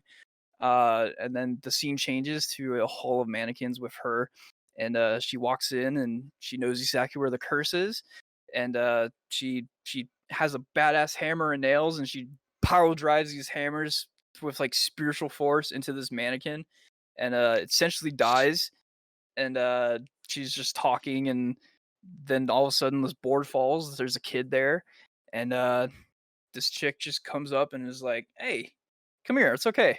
And she has a little dilemma. She's like, "I guess brats don't like hot chicks."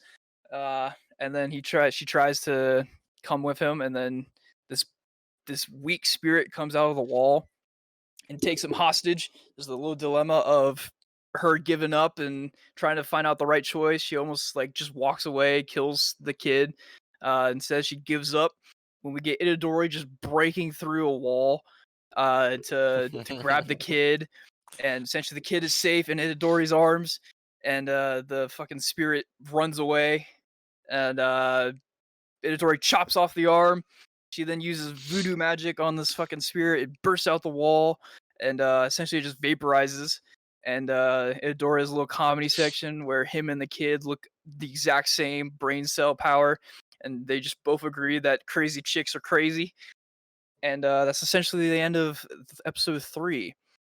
And, in the end credits, they walk to this crazy like jail cell, I guess, like just jail area, and there's this big ass baby womb thing, and that's where the episode ends. And we get the really cool off credits scene of animation. Episode 4, we come in, and this episode is fucking crazy. Oh my god. Essentially, we get a good boy, the best boy. They're just sharing Oh. brain cells. The brain cell power is combined, and they're just loving on this spirit dog. And they find out that this is a possible high Special class special grade. That's what it is. Essentially the same level of what Itadori ate. And they go through this corrections office area, jail cell, and comes to find out that there was a her son, mother's outside crying, and her son, they walk in, the door closes behind him, the dog remembers where the scent is, so they praise the dog more. And they're just walking through trying to find this curses until they get to this room where Itadori finds this body, and it's sure enough it's the mother's son from outside, and there's a little dilemma of him trying to bring the body back outside, and then immediately after, our main chick just sinks into the ground, and black-haired dude is like, "Shit, what's going on?" He looks around. He doesn't see the dog because the dog was supposed to sense spirit pressure. And the dog's head is just in the fucking wall, just dead. And there's just this big ass spirit behind them, where none of them can move, and the spirit is just toying with them. Itadori eventually moves to cut him, and his hand just gets chopped off by the spirit. And Itadori is just like, "What the fuck is going on?" He has a little dilemma. Everyone's just going crazy. No one can do anything. Eventually, Itadori just mans up and tells black-haired dude just to go find the chick and get out, give him a signal to where he can unleash the spirit power within him. And essentially, there's just a like 2 minutes of him just getting his ass beat, where he kind of breaks down, and he realizes that he's not strong enough, and he's never been strong, and he wants to become stronger. And there's a scene of him just standing full force blast of this monster's spirit. His fingers are getting like just disintegrated by the force of this power. Essentially where he gets knocked out unconscious, and he stands back up, starts crying, and all this fear just comes in, and essentially he gets knocked out, releases his power, and then the monster just kicks his ass, and just toying with the spirit, and essentially it's just you just get a one-sided fight from there. The spirit gets killed, and we find out that there was another finger for Itadori to eat, but he's currently not able to wake up, and the spirit has full control of Itadori finally after 4 episodes. So that's essentially it. Just Dude, when Yeah. Sakuno fucking took That's his over, name. and there was just that moment of just like, hey, we could like team up. I want to fuck We could this team guy up. over, and the spirit's just like freaking the fuck Yeah, out. yeah, get away from me, Yeah, get like, away dude, from me. like we could literally team up and fuck everyone. Like, let's do it. Like, come on, let's go. Follow me. And the spirit's like, oh, fuck you. And he's like, all right, fine, I'll just kill you then. Let Yeah. let's pass it to Nathan because I feel like we, with the natural flow, have not let him go quick enough. So Nathan, give us some Yeah. thoughts. I fucking love this goddamn show, man. Dude, it's so fucking hype. I love the fight scenes. I love, the story where it's going so far. I love the characters. I think they're fucking hilarious. Um, them both getting excited about just random fucking shit is so funny. Them being on the same page and also very simultaneously not being on the same page is excellent.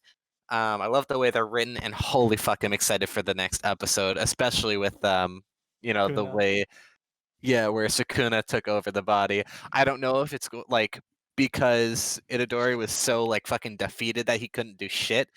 Um, and I feel like once Sukuna gets out of that building and goes to try and fuck up his friends, he's probably gonna come back. But they're gonna probably get beaten up a little bit over it. And I feel like the older guy, I forget his name, but I feel like he's probably gonna show up and kick the shit out of Sukuna. But I also don't know if Sukuna's any more powerful because he's eating 2 extra fingers now. So he's eaten 2, Yes. Yeah. He's and eaten then 2 this from the would be the first third. fight. We didn't eat it yet, though. So he has, but he didn't eat it. So I'm curious Yes. to see if he fucking swallows that shit. What happens? Especially considering Sukuna's never swallowed one of his own fingers. That's true. So I'm curious to see if it's like even more potent. I'm just fucking excited, man. What are your thoughts, Sean? We have this. The transition from 3 to 4 is really good because 3 cuts you off with the cliffhanger of this like typewriter typed up. 3 first years walk into this penitentiary and 1 dies. And like going into episode 4 is very much okay. So it's probably the main character. Please be the main character because if he's the one who dies, he's probably not dead. If it's the other 2, I'm actually worried about their lives with a show like this. I'm interested to see when and where that's typed up in relation to where we are now. My guess is that it's a report given earlier than it should, and that it's referring to Itadori, even though he's not dead. They're assuming. Uh, I'm super excited. Most likely because I think the only way this conflict gets solved is if Gojo shows back up, and my man, I can't wait to see him fuck shit up again. Uh, I'm super excited for this cast. I enjoy everything about this show. Honestly, like I kind of just want to every week just stand and my only response to this podcast is go watch the show. The show's 100%. amazing. If you're not This watching it, watch it. this is gonna be our number 1 or 2 It's probably. I easy, agree with slaps. yeah, it's fucking good, dude. What about you, Pablo? What are you popping off about with this show? Like, bro, like I said, like when he's just fucking like, oh yeah, let's team up, bro. Like I want to fuck this guy over. Like this fucking dude doesn't let me out ever. And then fucking thing just like freaking, he's like, throws a fucking chaos ball. He's like, all right, do I really gotta teach you? Like I thought you were special grade. Like, oh, you're just a fucking piss low shit. Like, eat my dick, by the way. Yeah, like can we talk about how like broken Sakuna is? By the way, 2-finger Sakuna, by the way. He appears, yeah. and the second he's there, this thing is like, by the way, special grade is the highest grade they give. So technically they're the same grade in quotations. And this spirit is like, oh god. He's Oh, like, fuck. you're that guy? You're that guy. Bro, he's fucking quaking. Do I fight him? Like, what do I do? What do I do? What do I do? If he tries to fight him, gets absolutely decimated. And like, dude, this show just had me like screaming on episode 4. Like episode 3, I'm like, okay, we got the new character. Okay, she's pretty cool. She's got some, stuff in episode 4. I'm like 2 minutes in, like he's getting his arm cut off, and you're like, what the fuck? Dude, this fucking spirit absolutely fucking throws down, like takes a hand off our main character. He's toying with them. He's toying with him. And then fucking Sakuna, literally, I shit you not, has this guy fucking quaking in his He boots. flayed his ass. And then you just have to think about the fact that special grades are meant to be dealt with people like Gojo. How fucking strong is this man? He true. bodied 1-finger Sakuna real easily.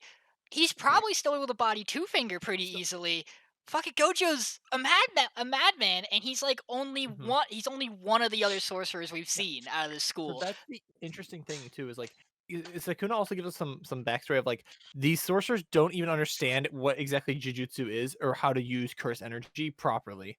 Like, which what I'm wondering is like, is our main character alive? First of all, like, is Itadori like is he there with it? Because if he's listening to this shit, maybe he can figure some stuff out real quick of how to use this shit for next time. Like, he started to channel it a little bit there, and even like Sakuna's like, yeah, that weak shit, weak sauce, no. Mm-mm. And we also got like an idea of like the power structure, right? Where it's like, okay, grade 4, like I like how they broke it down too. It's like, okay, so in layman terms, grade 4 you need a baseball bat, right? Grade 5 you need a handgun. Or grade It goes 3 down. you need a It goes handgun. down. Grade It's golf. 2 you need maybe a tank. Grade 1 you need probably like, no, it's like grade 1 you need something else. Grade 1 you need like probably a tank might not do it, and then special grade is like a carpet bomb probably wouldn't be enough. Yeah. Yeah. And that's the tiers that they rate not only the monsters on, but the jujutsu sorcerers on, right? Where it's like Yeah. Gojo is a special grade jujutsu sorcerer basically dealing with this situation. So it's like, how is the power scaling gonna go is what I want to know. And like I like that it's like kind of giving us a little tantalizing taste of like how dangerous this shit can be right off the bat, right? Like, this is pretty early still, but we're getting like, here's the top tier of the bad guys, and here's our relative strength here.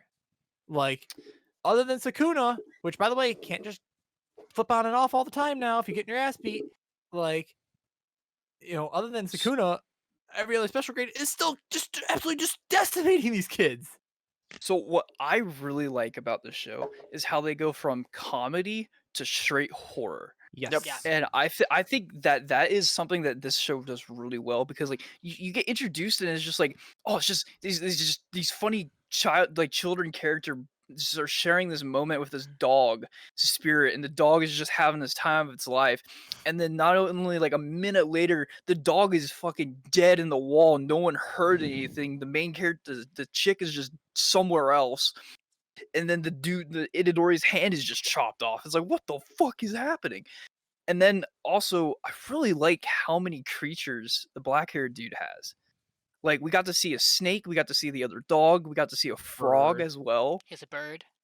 and a Yep. bird. Yeah, I think the limits of like what type of spirit arts that he uses is pretty cool. I would like to see how they're gonna resolve this issue next episode. I think it's gonna be really cool. I also find that when the main, I keep forgetting his the spirit's name. Sakuna. Sakuna. Sakuna. When Sakuna was like, yeah, you pisslows don't even know the true spirits arts, and he's just up in his palace, and the next thing you know, he just slices the thing in four, and he was like, yeah, I tried cutting you in threes, but you're just so weak, I cut you in fours. I was like, fuck. Yeah. So does one of you like want to explain exactly what these domains are that we like saw in this episode? Because that's what they called them, domains, Yeah. right? I'm too stupid. Do so we know? no. Have they fully gone to expression of what the idea is that like high powerful, like all curses set up a domain of the area where their curse is, and then the more powerful, the higher the grade, the more dominant they are, to the point that when they first walk into the special grade they're dealing with, they're like, whoa, this is a pretty strong domain. Like it warps reality around us. That was I So don't know if we've gotten much more unless I didn't catch it. so Also, there we got the was a Naruto scene. hand signs in there. Yeah, that's also another cool part. But it was stated by Sakuna that special grades don't like to leave their domain. Yeah. However, Sakuna can make a domain wherever he wants to.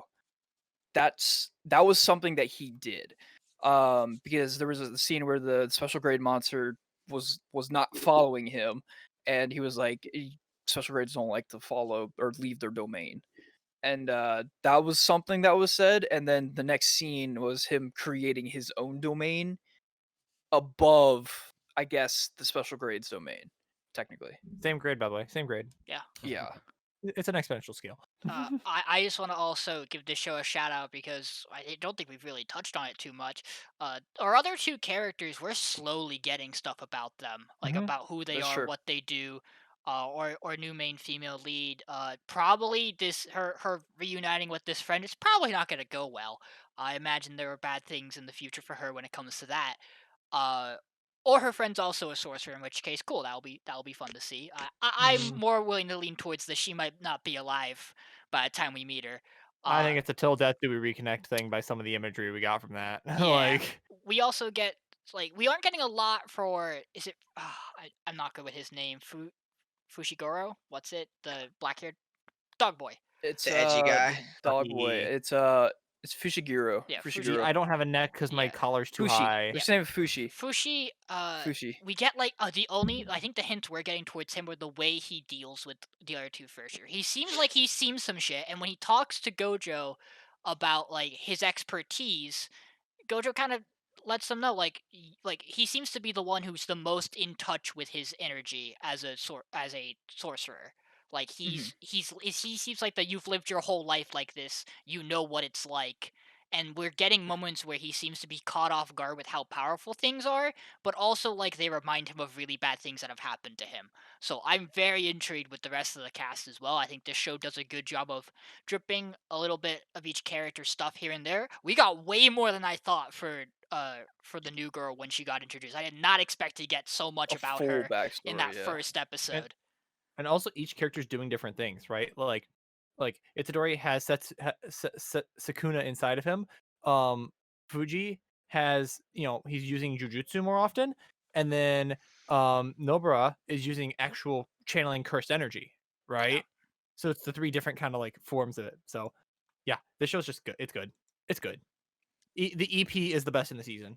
I will by say far. the music that this show does from the beginning Yeah. to the middle to the end during all the fight scenes are just really good. As soon as the music kicks on, you're like, oh shit, what's going on? Is someone gonna attack me from behind? Is there gonna be a big fight scene coming up? Is it a slow rate like ramp up? And then it kicks into like the ending, and you're just like, oh my god, it's over. Yeah, and then we I also don't want it to end. we also get these sketches. Yeah. Like these little like extra scene comedy sketches. Sometimes they're comedy, sometimes they don't. They seem to be more comedy focused between the I think they're more characters comedy. Yeah. that happen like somewhere in our timeline, maybe probably. They seem I like think they're it's like nice. before. They seem like they're nice little like at the end of the manga you'd have like a nice like joke page. Like that's what they seem like they're Mhm. probably based off of. But I think those are nice too. But if we are good with Jujutsu Kaisen, we can move on. I'm Keep down. us going.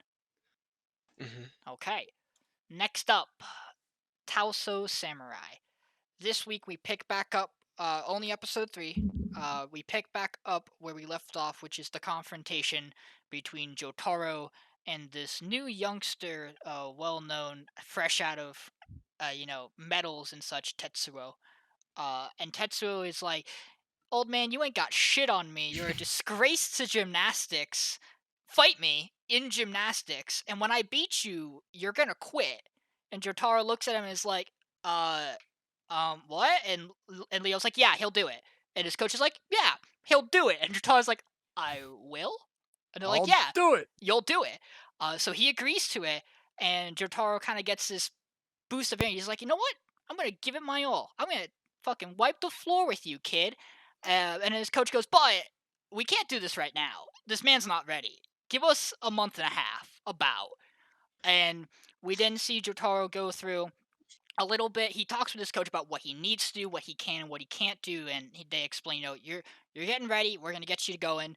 We get this scene where I think we get a little bit of training, and then we get the scene where Jotaro's back in his house. He's doing some stretches. His daughter kind of walks over, and she's like, "Dad, you look so happy doing the thing you love. Please don't stop doing gymnastics right now. You look like you're so much younger and having a lot of fun." He's like, "I'm so exhausted, child. You have no idea." And then Leo hops on his back. He's like, "Please stop." And we then get the scene where Ray looks at Leo and she goes, "There's this cool show on TV," and then the song from the show plays over or training montage to make it feel like a 90s training montage, where we just see Jotaro go through a bunch of training practices to get himself back into shape, and while he's doing it we also see Leo's doing it with him. And then we get a moment. I think this is early, but we get a moment where he's talking with his coach, and his coach says, you are ready to go. You're trained and ready. We're finally going to get you." Actually, might be after the training montage. "We're going to get you finally practicing your routine. This is what the kid's good at.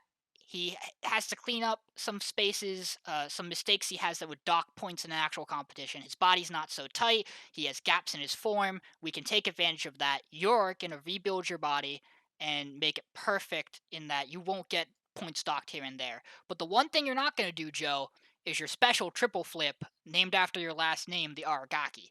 And Joe's like, okay, I told you I'd listen to you. I promised my whole career to you. I won't do it. Day of the competition arrives. Jotaro goes to meet Tetsuo with a handshake, and Tetsuo fucking Boruto's right past him. Refuses to give him that handshake. They get ready to go. Jotaro goes first. He gets lifted up onto the bar. We get some CGI gymnastics. Jotaro goes up in the air to do a maneuver that I don't understand because I don't know gymnastics, but it is apparently impressive. But he's also a little too far out, and everyone gets worried. And Jotaro goes, "Oh, I'm too far. I better grab that bar." And then he stops himself and remembers the time he didn't grab the bar. And he goes, "No, I will grab that bar." And he grabs the bar and keeps going through his routine. And we get to see some fancy little hand changes and flips throughout the routine. And then he lands it. And everyone applauds him. Perfect landing. Does pretty good. And then and as they're all celebrating, Tetsuro walks by. He goes, "Stop. Watch me. Much better." Goes through, gets ready. He starts going around the bar, and then we get a close-up shot of him, and we see him stare Jotaro in the face, and he does Jotaro's triple flip, and then just kind of finishes out the rest of his routine. And Tetsuo is just like, "Yeah, so what were you saying about being good at this, at gymnastics?" And Ray looks at her dad and she just goes, "Did you just lose, Dad?" And he smiles and he goes, "You're pretty good, kid. In fact, you've really tightened up your form in the short amount of time you've had, and you learned to do my technique. If you can do that in the amount of time you've had, I got plenty of room to improve. I can't wait to keep going." And Tetsuo goes, "But you lost, so you have to quit." And everyone kind of looks at her and they go, "Was that a part of the deal? I don't think that was a part of the deal." And Leo gets on the ground and he begs and he says, "I get so motivated and so excited to watch Totaro do his gymnastics. You can't make him quit."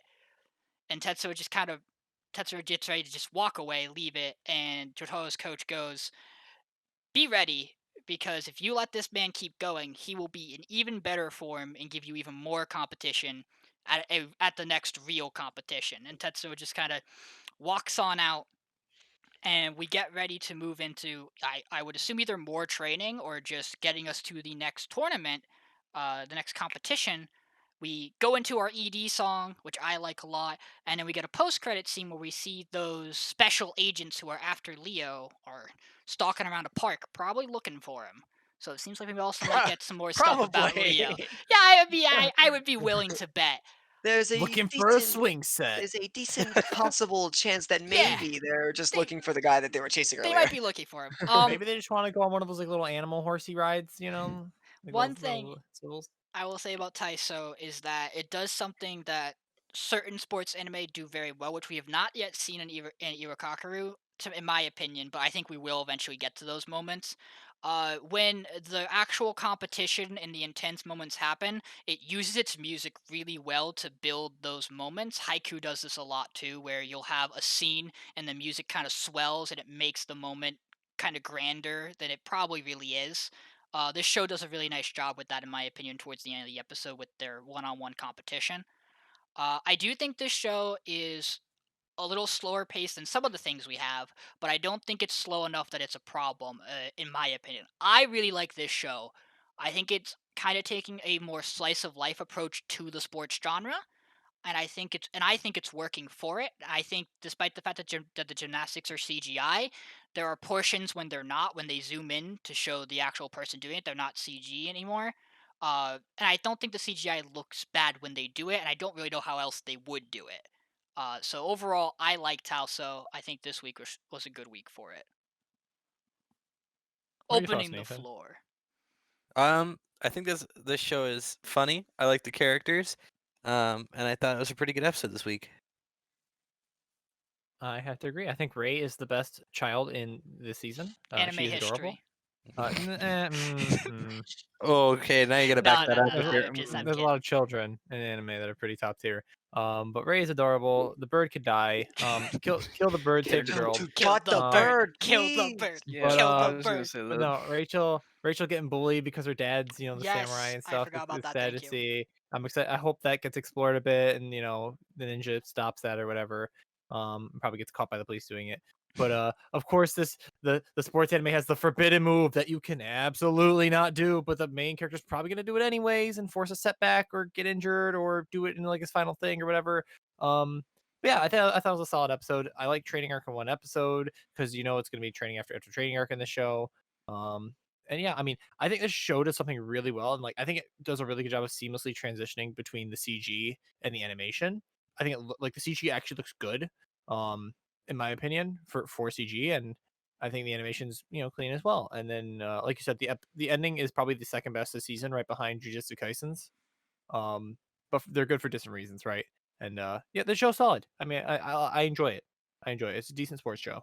Dylan, you were a little on this show last week. Yeah, it was so boring. It kind of still is. I really didn't like the okay, when they're actually doing the gymnastics, it was I felt like there was no, unless I had my volume fucked up, there was no music. Like, we just actually swinging on the fucking thing. There was like, all I heard was the creaky creak of his fucking bar, and I was like, this is kind of awkward. I was pretty sure there was music. I think it was a set piece. I think but there was I think music. it was very quiet Was because there? it's all focused on the gymnastics. I But might just go fucking watch it right now. To be honest with you. I was like, I was sitting there, and I was like, I can't. I is don't remember Because actually. I there swore the music music? builds and swells in that scene. I'm not too Yeah. sure. I don't know. I was watching. I was like, all right, does the flip. All right, oh, he's doing some fucking hand things. Let's go. Oh, I lost. Oh fuck. I I guess think he's it's hard. It's done. hard to explain like why it's better, other than the fact that it just is, right? Like, Yeah. other than the show going, yeah, he was better, and you're like, yep, yeah, and Yeah. like something that Climbing Girls does well, like Jackman's Yes. been mentioning, is it explains rock climbing really well. This Mhm. show hasn't really explained gymnastics well to me. So it Yeah. becomes hard to follow during the actual performances. I don't know if it's going to, and that will be we'll see how that goes for if it doesn't go in depth for us. Thankfully, I It's think we have some characters who it could explain it to explain it to us, like Ray, and Leo, because he probably doesn't understand the ins and outs. So I hope they go through and explain some more stuff to us. But I also feel like the difference between this and Climbing Girls is this is very character focused, very focused on a particular story of a character, and the ones Redemption, around it. Yeah. Yeah, this is your classic redemption story redemption versus hero's journey. the Yeah. other one of we're the best type deal. Yeah. I can confirm there was music. It was a build up music. It was soft violin until he did his flip, and then it started kicking up. Can confirm. So probably your music might have been off. Maybe. Pablo, turn your brain on. However, I No, I do refuse.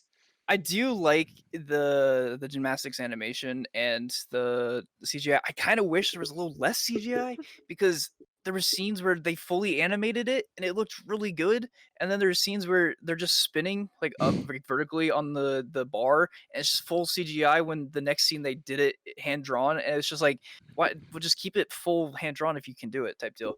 But I like the transitions. I still think they can do it without the CGI. But I like it. I still hate the bird to death. I hope the bird dies soon. But other than that, I like it. It's gonna be cool to see how the redemption arc goes from here.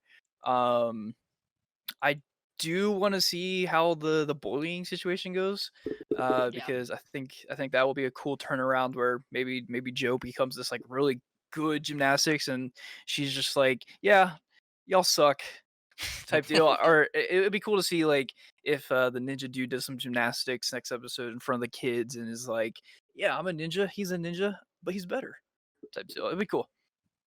Okay. If we're all good, we'll move on to our second to last show. Let's talk my about Tonikawa. my only remaining show now, early on, but I It think happens. I think I picked a good one here, so we're good. So Tonikawa episode 3 starts off with where it left off. Okay, where's the bathhouse, right? Because we got to go, wash off and clean up. And so they, it's down the block. We'll walk down there. They have, their little interactions between NASA and Tsukasa. and they're gonna walk down to the bathhouse and this and that. And they chat for a bit. Oh, I need to pick up some stuff, so they go to the store, pick up her shampoos and stuff. And he's like, "You really need all this shit?" And she's like, "Yes, this is for this. This is for this. This is for this." And I do love the interactions between the two, just kind of going, "Hey, this is a girl thing," and she's like, "Yes, that is a girl thing. This is what this girl thing is for." And he's like, "Ah, yes, that is a girl thing for this." Um, and then him just being, "Ah, yes, this is a random bed sheet that is from the Greece nomenclature, which allows you to rest more evenly." Um, it's cute. But back to the story. The two walk to the bathhouse. It's owned by two friends of NASA now, Kaname-chan and her sister Aya, who's the older sister. Kaname is a bit of a pervert per se, and is blue haired, and I think, or she's like the purple hair, like the light blue. I forget which one it is, I but think it's light blue. the other one has the darker blue hair. Either way, there's some stuff in interactions. He talks about it. He ends up bringing up that they're married, because Tsukasa goes in the bathhouse first, and she's like, "What, Nani the fuck?" Listen, don't tell the mistress about this, okay? And he's like, I don't see why, because I'm oblivious main protagonist, but okay. And then goes and takes her bath, and hilarity ensues because sure enough, in Tsukasa and the girl's bath is Aya, the older sister, and they have an interaction. And in the male bath, Kaname is peeking on his PP, and so that's interesting and lewd. However, what ends up happening is he ends up passing out in the male bath. In the female bath, they have this conversation, and Aya is this girl who is too brutally honest to a degree, which we get to see a lot of in this show, and basically, just has this awkward scene with Tsukasa where it's like, "Please let me wash your back to apologize because you were just humming a song and getting excited." Which, by the way, humming the opening, nice touch. Um, and I didn't so notice that. That is a good touch. Fuck. Yep, it's just like in Rent a Girlfriend where they're like, "Hey, what do you like to I hate sing?" that "I like show. the Peggies." Um, I hate that show, so by the way. so Aya and Tsukasa get out of the bath. Basically Aya thinks that they are family, like a cousin, and not married. But Kaname knows they're married, obviously. And then he passes out in a chair. They have another cute moment, and they end up going home.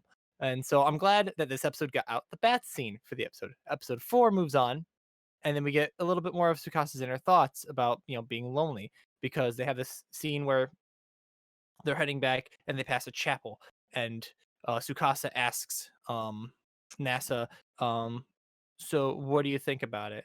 And he's so paranoid. He's like, oh my god, she wants a wedding, she wants a ring, she wants a proposal, because Kaname put all these thoughts in his head that, like, dude, you haven't proposed, you haven't given a ring, you haven't told her you love her yet, you haven't kissed yet, like, come on, dude, get in there. And he's like, fuck, I need to get to work. And she's just like, man, Aya was pretty cute, and they were awfully friendly with NASA. And I'm not jealous, but I'm jealous because I'm a cute female protagonist. And so they have this misunderstanding, and he's like, "Oh, just head home. I gotta go make some preparations." And so she heads home, and episode 4 opens up with the inner monologue of her saying, it sucks coming home to a lonely house, and a bit of like her loneliness and isolation. And there's a knock on the door, and we're introduced to a blonde lolly character who knows Tsukasa by the name of Chitose. And they have this interaction where Sakasa kind of slams the door on her, and then she keeps slamming the door or knocking the door, so she opens it back up. It's like, you're annoying the neighbors. And so they have this interaction. Eventually, NASA comes back as Chitose is shooed off by Tsukasa, where they have an interaction where he's like, "Well, what's wrong? Why are you crying on the stairs?" And is really nice to Chitose, and she's like, "Well, my member ran away, basically." And he's like, "Well, can I help?" And Tsukasa's like, "Darling, you're back. Can you come inside?" And then obviously they put two together. And so the natural sequence of events is that Chitose then ties up NASA and kidnaps him, and drives him back to their house, which is this big, extravagant manor where they're going to. Her plan is to use the power of, what does she say? Media, basically, and what are those things called? Like the magazines, tabloids. Tabloids. Thank you. Yeah. Tabloid journalism to ruin their marriage and get her to divorce him. And so she's like, "All right, maid, do something scantily clad with him." And so one of the maids just immediately starts stripping, and she's like, "Whoa, whoa, whoa, whoa, whoa, chill." And I'm just like, "Whoa, whoa, whoa, whoa, whoa, whoa, what the hell, chill." But even NASA uses this like hilarity to escape and explores around, unties himself somehow because dude's a genius, and comes into this room with a special rock in it that's in a nitrogen case, and he's like, "Holy shit, It's a moon rock. Wait, you smell that? That smells like my wife. This must be her room. It's so fucking weird. And then he doesn't address that after that point. But there's this moon rock in there, and then naturally one of the maids, the one that was stripping and is crazy, has a giant fucking sword, and it's real, and nearly breaks the case. And so naturally NASA's like, oh god, I gotta fix this case. Quick, get me some sticky tape and some nails and a screwdriver. And so he fixed up the nitrogen case and like puts tape over the cracks and is like, perfect, that's gonna hold. And I'm like, yep, that's gonna hold. And then finally, they get this picture of him and one of the maids, and then the other maid uses her expert 3 million IQ Photoshop skills to seamlessly create a tabloid image, which NASA like grabs out of his way, and then Tsukasa comes up behind and is like, "What's this?" and then pretends to be mad about it, and has a cute scene where she escapes with NASA into this side compartment away from Chitose and the two maids that Chitose doesn't know about, that goes underground and ends up at this old chapel, which was foreshadowed with way before by Chitose that I forgot to mention about on the hill for a place to propose.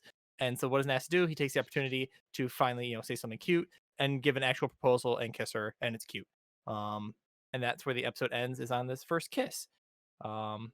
That's about all. The only other point I would make is that there was the funniest part of the episode was the part where they're in the car and he's talking with Chitose tied up, and she asks him, "Why is my sister even into you?" And he goes, "Could it be that I'm actually hot?" And the response is, "Please die." All right, that's all I have to say about this Man, show. I love it. I can't Wait, believe when I can't believe the die? show's over. When did we start talking about Dragon That's it. Quest Yeah, again? yeah. We got a I proposal and a can't- kiss on episode 4. We're Yo, done. We're good. the credits rolled. They're in the chapel. That's the end of the show, baby. We can vote it off right now, right? Get the fuck Slap out of that here. baby, get out of here, right? Tsukasa is the girl of the season. I love this show. She's I mean, 16. That's fine in Japan. You can simp without wanting to fuck them. That's what I'm saying, dude. That ramen owner chick, like, holy fuck, bro. Just say and be consistent of your criticism towards Dylan. All right, So Who wants to what go are our thoughts on this first? show, guys? Who It's wants to just talk not about this? fair. I'll go first. I'll go first. Everybody I'll go except first. for Dylan, who probably hates the new characters introduced because they're all annoying to him.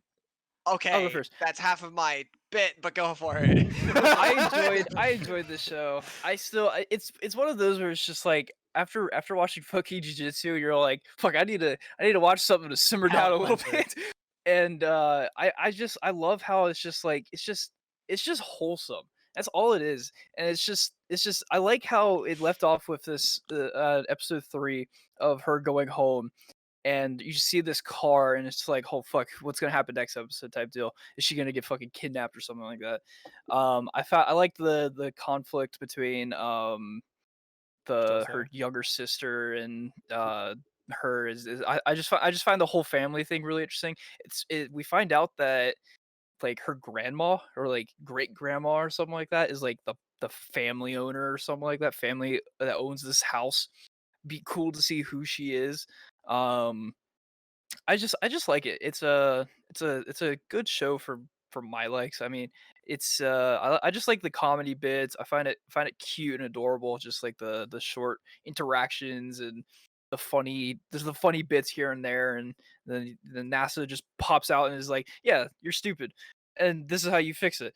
And it's just the whole concept between the two, where she tries to clean the house and the house is already fucking spotless, and she's like, damn, my husband's pretty good, and she's like, I want to find something lewd so I can be surprised.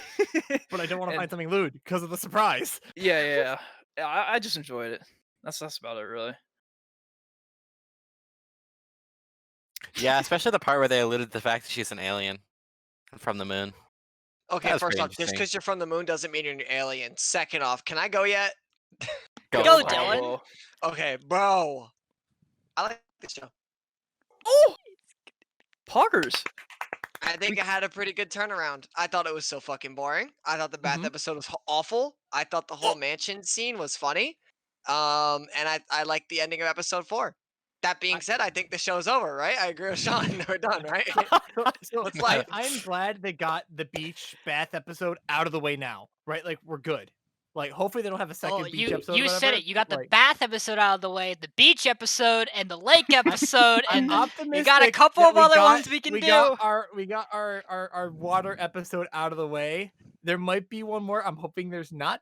But like I like one of my notes literally says like, man, I hope there's more plot in episode 4 because I know it needs to do something. And then episode 4 is like, all right, here's all of the backstory, most of it. Like, who is this girl? Like, what's up with the moon rock girl? Why is that closer to right. home? So, go ahead, Jackman. I there's the plot of her being an alien. However, I I'm don't going with want that to alien. be. I don't want that to be so badly. I want it to be like, yeah, she was born on the moon or some shit like that. Like her husband or like her father and mom were pregnant. They were on the moon. She was born on the moon. That's why it's closer. I think that would be a lot cooler. Or her dad died on the moon or something like that. To where like, oh, I want a moon rock to resemble my father type deal. I don't know. I just don't want it to be an alien, man. I'm no scientist, but I think if she was born on the moon, she'd be dead. Also true. Not in the spaceship. I It's don't bad think so. science. So another point I forgot to mention though, shout out to NASA for his seamless conversational skills to command over Chitose, and it's just like I love the little dialogue that pops up. It's like high level rhetoric, lesson 1. Don't refute what the other person says. Lesson 2, objectively assess concerns in order. Step 3, propose a resolution. As he's doing it, and I was dying during all of the interactions. with Chitose. Wasn't there another show that week that did that or this? Think so? I fucking those kind of bits really get me. I love those fucking bits where it's like the conversational, conversational analysis. But I think there was another show this week that did it, but I don't remember which one it was, to Oh be my honest. god! I think it might have been like by the grace or the day I became a god or something. Yeah, I think so. I think Maybe, so. but I my think it show probably is was. stupid. Nevertheless, Dylan, were you done? Yeah. I am glad you guys like the show because this is probably my favorite show so far I this thought season. it was stronger episodes. Yeah. I know. I know you hate every single character that was introduced in this 2 episodes. But yeah, like the one chick who's just like, yeah, I'll just take my fucking clothes off. And I was like, whoa, like calm down. But like, Jesus Christ, It's like, damn, what's happening in this mansion? What the fuck? what's going on in here? Yo, you hiring strippers for maids? Like what? What's your thoughts, Sean? I agree with Dylan. Episode 4 is a really great episode for this show. Sorry guys. There is something about the purest form of slice of life wholesomeness that just doesn't vibe with me. I think it's cute. I think it's a good show. I just really do not think it's for me. I would much rather be watching almost any other show this season for me personally, and I would get more Are you enjoyment. kidding? No, Nathan, let's be honest here. Let's look at this. Most of the shows that we have left are either doing something that is going to surprise me a lot, or could surprise me a lot, and thus I'm interested in that regard. Or they have a fantasy element to it, and I'm a sucker for fantasy, so I Fucking enjoy those fantasy aspects slut. of it, and will get enjoyment watching it. I watch Tonikawa. I enjoy the cute things. I chuckle at some of the references. I'm really not as into like those the subtle jokes they make with like the text boxes. I'm also not the biggest fan of NASA as a character. For me, I don't really like him. I do enjoy her a lot. I think she's a great character. And I think that's why episode 4 is a really good episode, because there's a lot of focus on her. I just personally do not. This is the show I have the least enjoyment watching it. Or I'm like the least invested watching it for me. NASA is one of the best thick-headed protagonists I've seen in a while.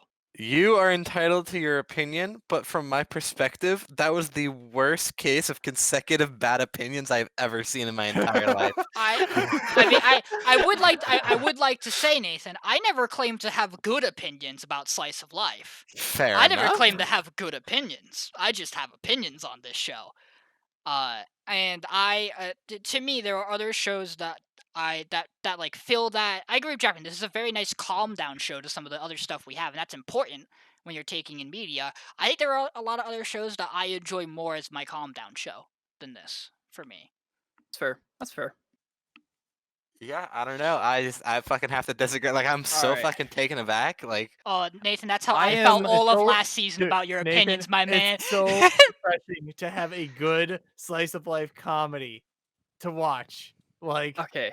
It's so stressful every season to be like, it's gonna be the same generic shitty plot and the same tropes. And this one's like, doing something different actually, I see.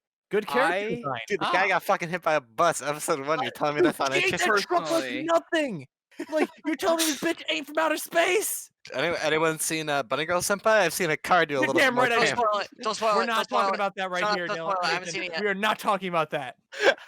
I will say I'm excited about our last anime Yeah, because I I'm really ready want to to talk about slaughter this. this episode. I'm ready to Can go I to war for this thing. Can I have a quick aside? Sure. I remembered something that I forgot to mention earlier. In By the Grace of the Gods, do you guys know the Duke's wife, the one with the red hair? Yep. Mhm. Her voice actor, I feel like, is in just about everything this season. Oh, Welcome You're to right, half this season. Someone That was happens a lot. Dio. Someone had Dio's voice actor. Who the fuck was? Oh, Uh, it's rock climbing. Rock Choose climber them for guy? rock climbing. It's Dio. Good. Next.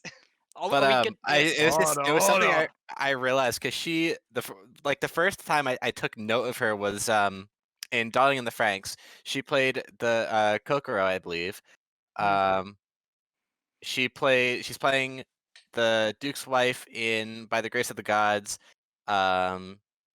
She's playing in like so many things this season. I can't even remember them all, but she is really popping up like a lot recently. Anyway, that was just Yeah. something I thought No, about. that happens to me all the time with specific characters I've attached to in shows. Like I think her name is like Nao Toyama. She did Yui Uegahama in romantic comedy Snafu, and I hear Yeah. her voice in every time it comes up in a different show. Yeah. But It yeah, was just something that I thought of. I'm gonna double check which character she plays Get because those now I'm sources. curious. Okay, Dash. Let's move on. Let's move on. Finish us out. Wandering no, Witch. I believe that's Nathan's. That's Oh no, Nathan, it that's is Nathan. Nathan. Right. It is mine. Last week it was Dash. We subbed Nathan. in. I Yep. know. I Yeah. subbed in. Nathan. So You I got 2 believe. episodes.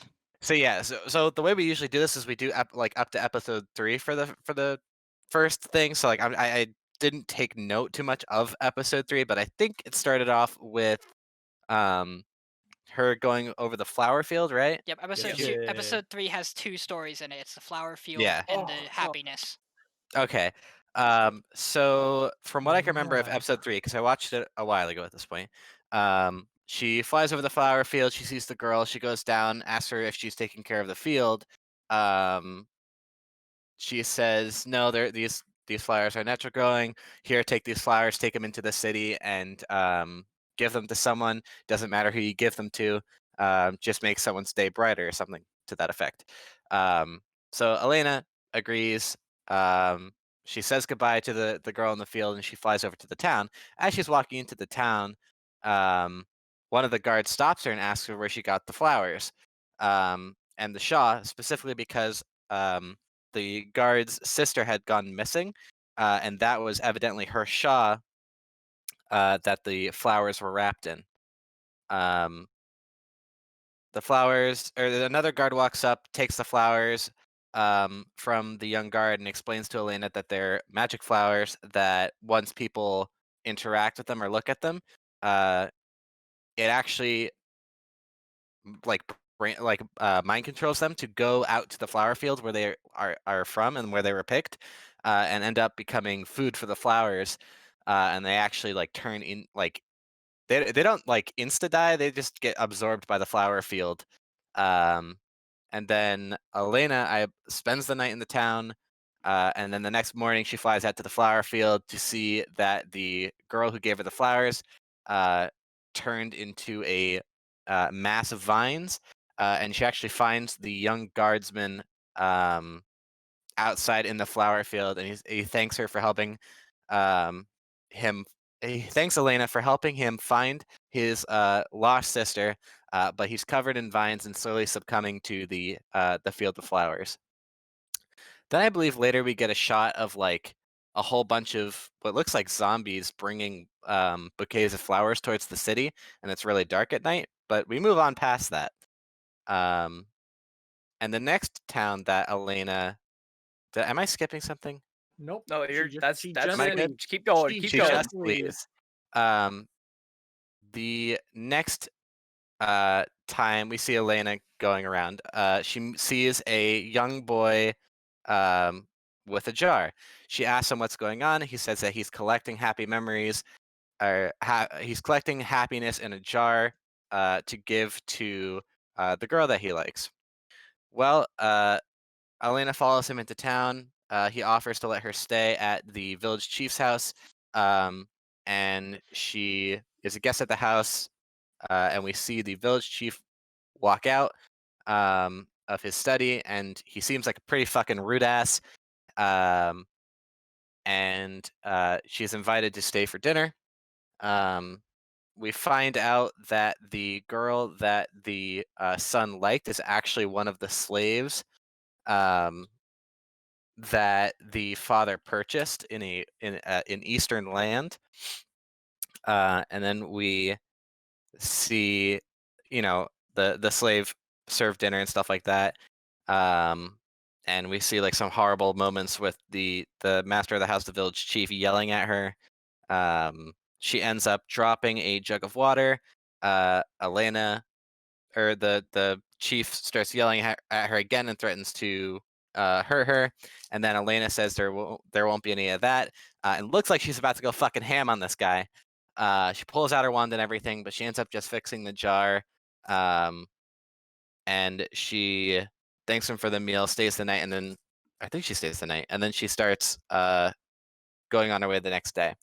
But we see a nice little scene between the son of the village chief and the slave, where he opens the bottle, and she sees all the happy memories and stuff like that, and she cries, presumably out of happiness at the time. Later, Elena remembers the ending to the story about the wife who was sick and the husband who went and traveled to get scenes of beauty for her.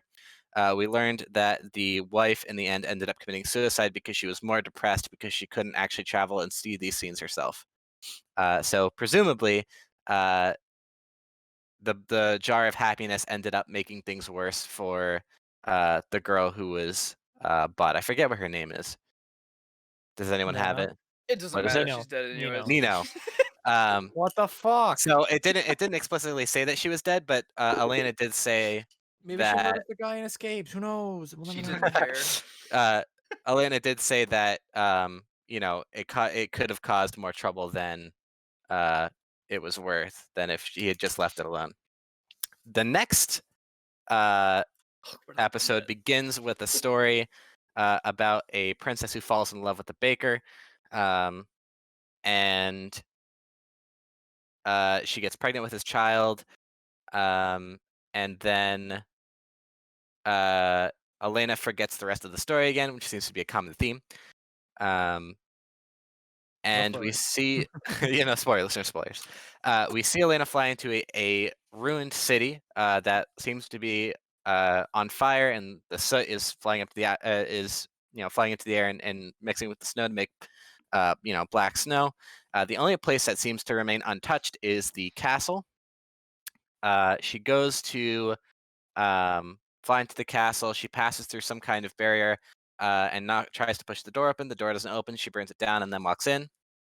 In the foyer, she meets a princess named Mira Rose, I believe. And Mira Rose invites her to dinner and treats her to dinner and stuff like that. They talk for a little bit, and they find out that Mira Rose has lost all of her memories, and she awoke in the castle the one day to a letter explaining that at night there is a dragon that roams through the town, or I don't think it's a dragon, just some sort of beast It's a that demon. roams through the town, and killed and rampaged through all of the through all of the city, killed all of the villagers and stuff like that. And Mira Rose is the only one left in the entire nation. We learn that it's been a week since she that she had awoken and lost her memories, and that the letter says that the beast will rampage through the town until it is killed by her, and it will follow her wherever she goes. So she's made up her mind the next night to try and kill the monster, and she asks for Elena's help. Elena declines to help her fight the monster, but says that she'll help her set up since she treated her to meals and stuff like that. We get a couple of important scenes, like breakfast the next day, where she bakes some beautiful bread, by the way. Um, looks delicious. And then we see her and Elena dig a giant pit, which they're going to try and lure the monster into. And then once it becomes nighttime, we see Mira Rose fly through the city on a broom. We find out that she is a witch and that she's supposed to slay the monster. That was a little bit earlier. Sorry. Um, we see her fly through the town, with the monster trailing behind her. She gets it to fall into um, the pit, and then she just absolutely goes fucking ape shit on it with every sort of spell that you can imagine. And then she pretty much cuts it into a bunch of little pieces. And then she gets all of her memories back, and we learn the ending to the story that we started the episode with, which was once the princess told her father, the king, that she was pregnant um, with the child of the baker. The baker was sentenced to be executed. I don't know what happened to the child. I'm Child was presuming it. executed as well. Also killed. Yes. Yeah, but like how? Did she give birth and then it was Gave killed? birth and murdered. Yes. Okay, I figured that was what happened, but it wasn't Plenty of ways to do specifically that, stated. even in old times. I didn't know if they fucking pushed her on the stairs or like what happened, but um, but Jesus. so she gets all of her memories back, and we find out Hit her in the big that forehead. she is the princess in the story, and she, being a witch, turned her father, the king, into a dragon and had him rampage through the city, fully conscious of what he was doing, but unable to stop himself, so that he could watch himself murder every single citizen in his kingdom, so he could experience the loss that she did. And then we see Elena spend one more night there, and then the next morning we see Mira Rose being a little bit crazy, setting the table for her husband and child who are long since passed, and talking to them like they're there, and she ends up leaving the town. And that, I think, is the end of episode 4. Yes. All right, who's ripping it to shreds first? Daj, Hold you on. posted in chat that you said that you'd have to fight to keep this show around. I will fight with you, my good man. I know I'm gonna have to. Just wait for these two. Okay. All right, let's go in order. Okay, what do you fuck this up, and then I'm Go gonna ahead. try to fix it. Go ahead. Who wants to No. go first? I'll go Yeah, first. yeah, go ahead, Dylan. Okay. I hated episode 3. Absolutely hated episode 3. I think Episode that's fair. Episode 4, I fell in love with because I Really? fucking called it from the start. I pieced all of it together. The only thing I didn't piece together from her fucking story was the fact that Javelier was the father. Mhm. I knew something was sus when there was a barrier only for mages that she was the only person in. I knew it was sus that there was a letter there that she didn't remember anything, so I knew she had amnesia but wrote her own letter. I didn't know Mhm. why she gave herself amnesia, but I knew that she had something to do with that monster being spawned there, and it was her fault. I didn't know it was some revenge plot, but I literally said like, "Oh, she summoned that thing and basically gave herself amnesia because she's like, I'm the only person who could defeat it." Well, who told herself that? Well, the letter told her. Well, she wrote the letter. Because So she knows she's a mage. she told herself that she was the only person that could defeat it. So she was the one that made it. I was like, okay, this is a pretty good story though. Yeah, I watched episode 3, I think with Jackman, and we were like, okay, this is fucked up. This is really like fucking weird, Yeah. and like I don't like this. Because like it's just a bunch of it seems like it's a bunch of short story tragedies just kind of mashed together. Um, which I guess is like her like learning something from her experiences traveling, right? Which is fine. Like that's whatever, that's a cool idea. But again, there's no like overarching like plot other than just like, oh, she's just looking at all this sad shit happen. Like, what is she gonna end? Is this episode gonna end? She's gonna come back home and like fucking off herself from depression? Like, I don't understand. Not that suicide is a joke in the slightest, but like it's just really weird how this entire like it's just tragedy after tragedy. Like, what is she learning from traveling? That the world sucks? I don't understand. Well, yeah, it does. Who wants Da- to tag in Da- next? Dodge, let me tag in. Let me tag in. I No, it's all love you. these 2 episodes. Because this last week I was critical of whether or not I thought this show would need an overarching plot. I said there are ways to do it that you don't. I think this is the best way this show could handle it, in my opinion. The storytelling into the stories we experience. I do want to say I don't think episode 4 is a case of Elena forgets the story. I think it is just the story we see is the story that we get presented at the beginning of the episode. And I don't think Elena knows this one. I I think the don't. story Elena writes. Yeah, I don't think because to me, I don't think there's ever a moment where she goes, "I remember this story," like she does in episode 3. Oh, I you're think right. that one's entirely just a we give you this at the beginning. Enjoy and try to work with it. Episode 4, I thought I was in the same boat as Dylan. I had some ideas of what would happen. Basically, there was the this is what the show is going to do, and it's exactly what it did. Or it was the it's an endless cycle of a mage kills Javelier and becomes Javelier kind of plot. I thought it was one of those two. It was either what we got or it was going to be that she's stuck in an endless cycle, another mage takes her place afterwards of some kind of thing. And I would have been interested in either of those ways to tell that story. But I like what it Like it was a did. trap more of a Yeah, than a protection. yeah, because it was a matter of like, oh well, the 2 photos are probably her mother and her father, and it could just be that her mother was the former Javelier, becomes was the mage, was the witch, became Javelier, and now she has to go through that Mhm. process. And then when another witch stumbles in, they're the next in line. But that wasn't what happened. But I do enjoy what we got. I think the tone shift in episode 3 is ridiculous.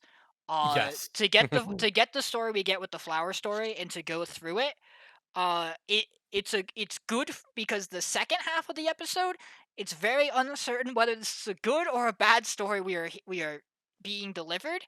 But the music and the residual effects of the first story we're told with the flowers makes you go, "There's no way this is good. This can't end well." And while they are unnerving to watch, I appreciate a show that's willing to do that to me once in a while. If every single story is like this, dear lord, I'm not ready for that, and I don't know if I'll This enjoy world this show. sucks. But I mean, we went through something that was a little more lighthearted, still a little down in episode 2 with Saya, and not having people, but that was a more happier tale.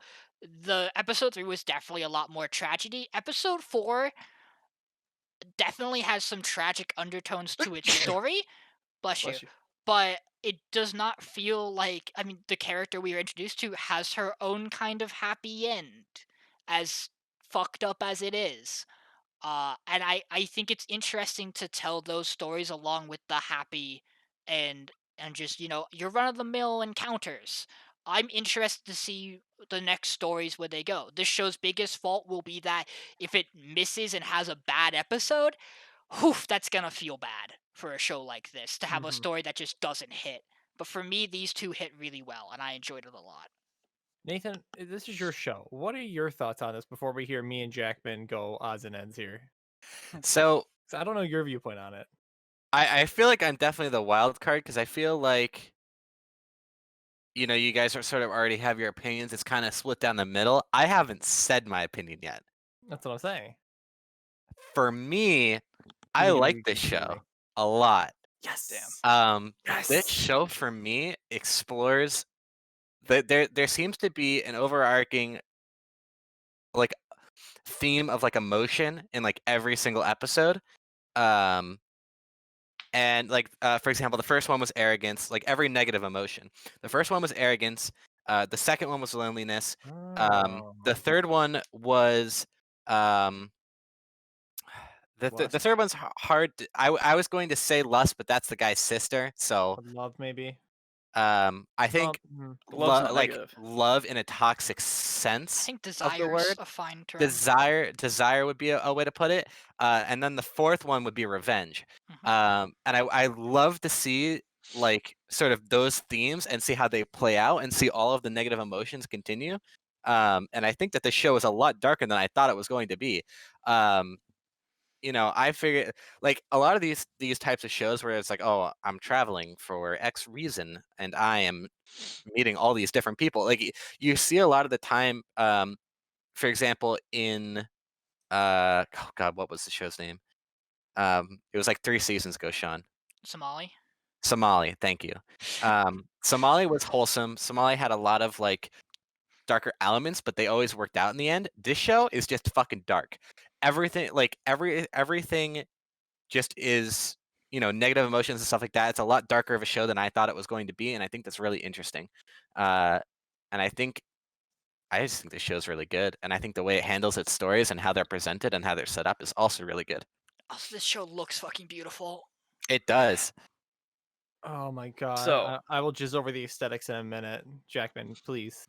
I fucking hate this show. I hated it from the beginning, and I gave it a chance. Mhm. The reason I hated it because it went into 2 training arcs in 2 episodes for 2 different people. That's why I hated it. The second episode, she got no reprimand, no punishment happened to her. She gave her a hat, let her sleep with her, and flew away the next morning. Then the third episode, she goes into this really cool plot of bringing this flower, and this field is really dangerous. She's a fucking mage, and she's not able to do anything. She essentially just killed this soldier for no reason because she didn't help. She just looked at him, hopped on her broom, and flew away. And then the next story, she does the exact same thing. she tells the story of what is happening to this dude, and she forgets it. She then goes to this village where it's happening word for word, probably for this story, just in a different sense. And then she flies away, and she's like, "Oh right, she's probably gonna die, just because this is lining up with the story." And she had she had a moment of dominance when she was like, "I'm a mage, I can fucking kill you," right? She didn't do anything to help this child. She just left it, and presumably she now has 2 dead people to her name. So if this show votes on, I'm gonna keep track of how many dead people she has to her name, and I just don't like it. We then get to the 4th episode, and the first thing she says is, "It's getting cold. If I continue, I won't like be able to stay warm," right? So she has to stop in this. The next scene, she uses fucking fire magic to burn down a door, and I lost my fucking mind. She did do that. Not only did she could have just traveled to the next town or set up a fucking house out of mud or whatever because she's a witch. I'm sure she knows stuff. She broke into a castle and then just stayed for free. And I was just like, "Oh my god, I can't." And then they get to the scene where they're looking at night out through the window for 5 minutes. They're just talking about this fucking demon, and it's just burning shit. Just having a rampage while they're just standing in front of this window doing nothing but talking about like why she has amnesia, or like why is this thing killing everything. And I was just losing my mind. I have no interest in this show. I gave it a shot. I thought it was a better, so the reason why I gave it a shot was because I wanted to see a more of a one story basis. We got 2 stories in the second episode, and I thought that was too much. We got 1 episode in the like 1 story. I thought that was better. I just think it was poorly executed. Interesting. I Yeah, go ahead. I like the show for some of the reasons that you said you don't like it. For example, Elena is an observer in these series of events. She is not a direct influence on them, and I think that's perfectly okay. Yes, it sucks because, like, everyone hates slavery, right? So, like, seeing I do. Thanks, Thank Dylan. you. I will Dylan. say I'm not a big fan of it either. I think it's not maybe Can not I a think good it's thing. kind of cringe. Can we all Kinda get an cringe. I to I hate slavery? I I I hate slavery. good. hate it. Good. Hate it. Not a fan. But I think Elena at that point realizes that it's not her problem to fix. She can't fix everyone's problems. She's an observer. Who says And- no? Okay, so like I get that point. However, she hasn't done anything. She's it's more of a self-centered because it's like you could go into the story of line of like, yeah, I took care of this field of like flowers that was killing thousands of people, right? That's more of a big grand story, I feel like. Instead of just, yeah, I saw a dude die in a field of flowers. Don't go there. Okay. You know? So Or like where's like who determines if a witch is good or not? And like is there police witches? Is there Police witch. is there a grander scheme, or is everyone just like, you're a witch, I can't do anything? But bow down and suck your toes. Or I just don't like it. So I will There's a- say, so Suck your own toes. addressing some of the storylines of the show. I agree. I can see why people are frustrated with episode 3. I don't like that they didn't resolve some of the plot points in that episode.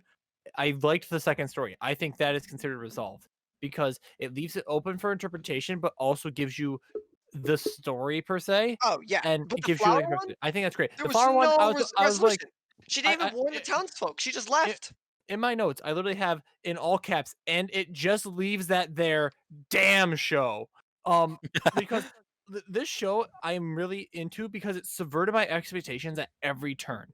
Like, it starts with episode 1, and you're like, okay, she's gonna, oh, this rage will accept her and she'll train with her. No, she's gonna fucking make her do chores until she learns how to fucking say no and become an actual human being instead of just a study, like, street smarts versus book smarts, right? And then finally grows as a person. And then episode 2 is like, okay, now she can become a teacher. Now she can instruct. And it's like, okay, yeah, this is happy. And episode 3 is like, fuck this. That guy's dead. Everyone's dead. This town's fucked. This flower field is terrible. This is awful. Okay, by the way, this girl's gonna kill herself. Like, it has these like Oh, subversions at every corner. And my argument that I made with Jackman that we were talking about this a little bit beforehand is, if that flower field could just be solved with magic, the lord of that city would have paid someone to solve it with magic by now. It's clear That's that the witches are thing. hired and paid as a trade. If it could be solved that easily, it would have been done already. There is something fundamentally wrong with it, and I wish they would have explored that more as well, because it's an interesting area. But again, Okay. she's a traveling witch, and she's not made to stay in the same place from time to time. That would break the entire goal of her character. I The also thing think I'll is get about back to talk about episode 4 in traveling. a bit here. Oh my god. You don't have to stay in one place for 1 day at a time or 2 days at a time. If you see a problem for your journey, you solve the problem and move to the next town to solve the next problem that I that think- you come across. I hope next episode is her just flying and there's a war going on below her and she's like, that reminds me of a story of yada yada yada, and she just flies to the next town. I hope to God that something happens. I hope she gets hit by a stray fucking arrow while she's going by. I and mean, hits last her time she problem. flew into a town, she got hit by a stray fucking waifu. Like, I don't know not what to tell to you. mention, not to mention, she has like her magic is insane. She has a glass eye that can like zoom in, do whatever. She has puppeteer that she can just build whatever and dig whatever. But yet she also has a time reversal spell that she probably could fix the soldier with. Just saying, maybe, who knows? Highly doubt. I Highly think doubt you that do works it on on organic. people. That does She not work on also has a organic heal objects. spell. There's no way. You think you can heal becoming a fucking plant, dude? Sure. I think That Why dude's can't plant you? food. Just eat me next. Yeah. Why can't she use her fire magic to burn the field? I will say though, like, I agree that there is some issues with like how it's like she's not solving the problems, but I think that's fine because her job isn't to solve the problem. She doesn't have a job. So this She is has no Exactly. job. She's a So- bystander. Fine. No, hold on, So- hold on. I'm not done. okay, Hold on, Sean, go give me a ahead. second, The story isn't. The story that's- isn't Elena that's the the problem. hero of Then the she's- world. It's she Elena doesn't have to the be. wandering She doesn't have to witch. be. But why does she not have a moral conscience? She does. No, she was doesn't. told how to learn to say no. She's only been saying no. so I I think think what we're missing, real quick, Sean, before you go, we're because probably it's gonna not say even. the It's same not, thing. but Yeah, Go ahead. I think the entire series is set up for her to develop that moral conscience because she starts as an arrogant prick in the beginning, Boom. where she. That doesn't mean Keep anything. going. No, let Let it him keep finish, going. let Let him it keep finish. going. Go ahead, Or Nathan. not. I His unplugged mic my cut out. headset. I unplugged my headset. Oh my Um, god. More conscious. She starts off as an arrogant prick in the beginning who's trying to please everyone because she thinks that she's like so much better. Like she couldn't say no to the Stardust Witch, right?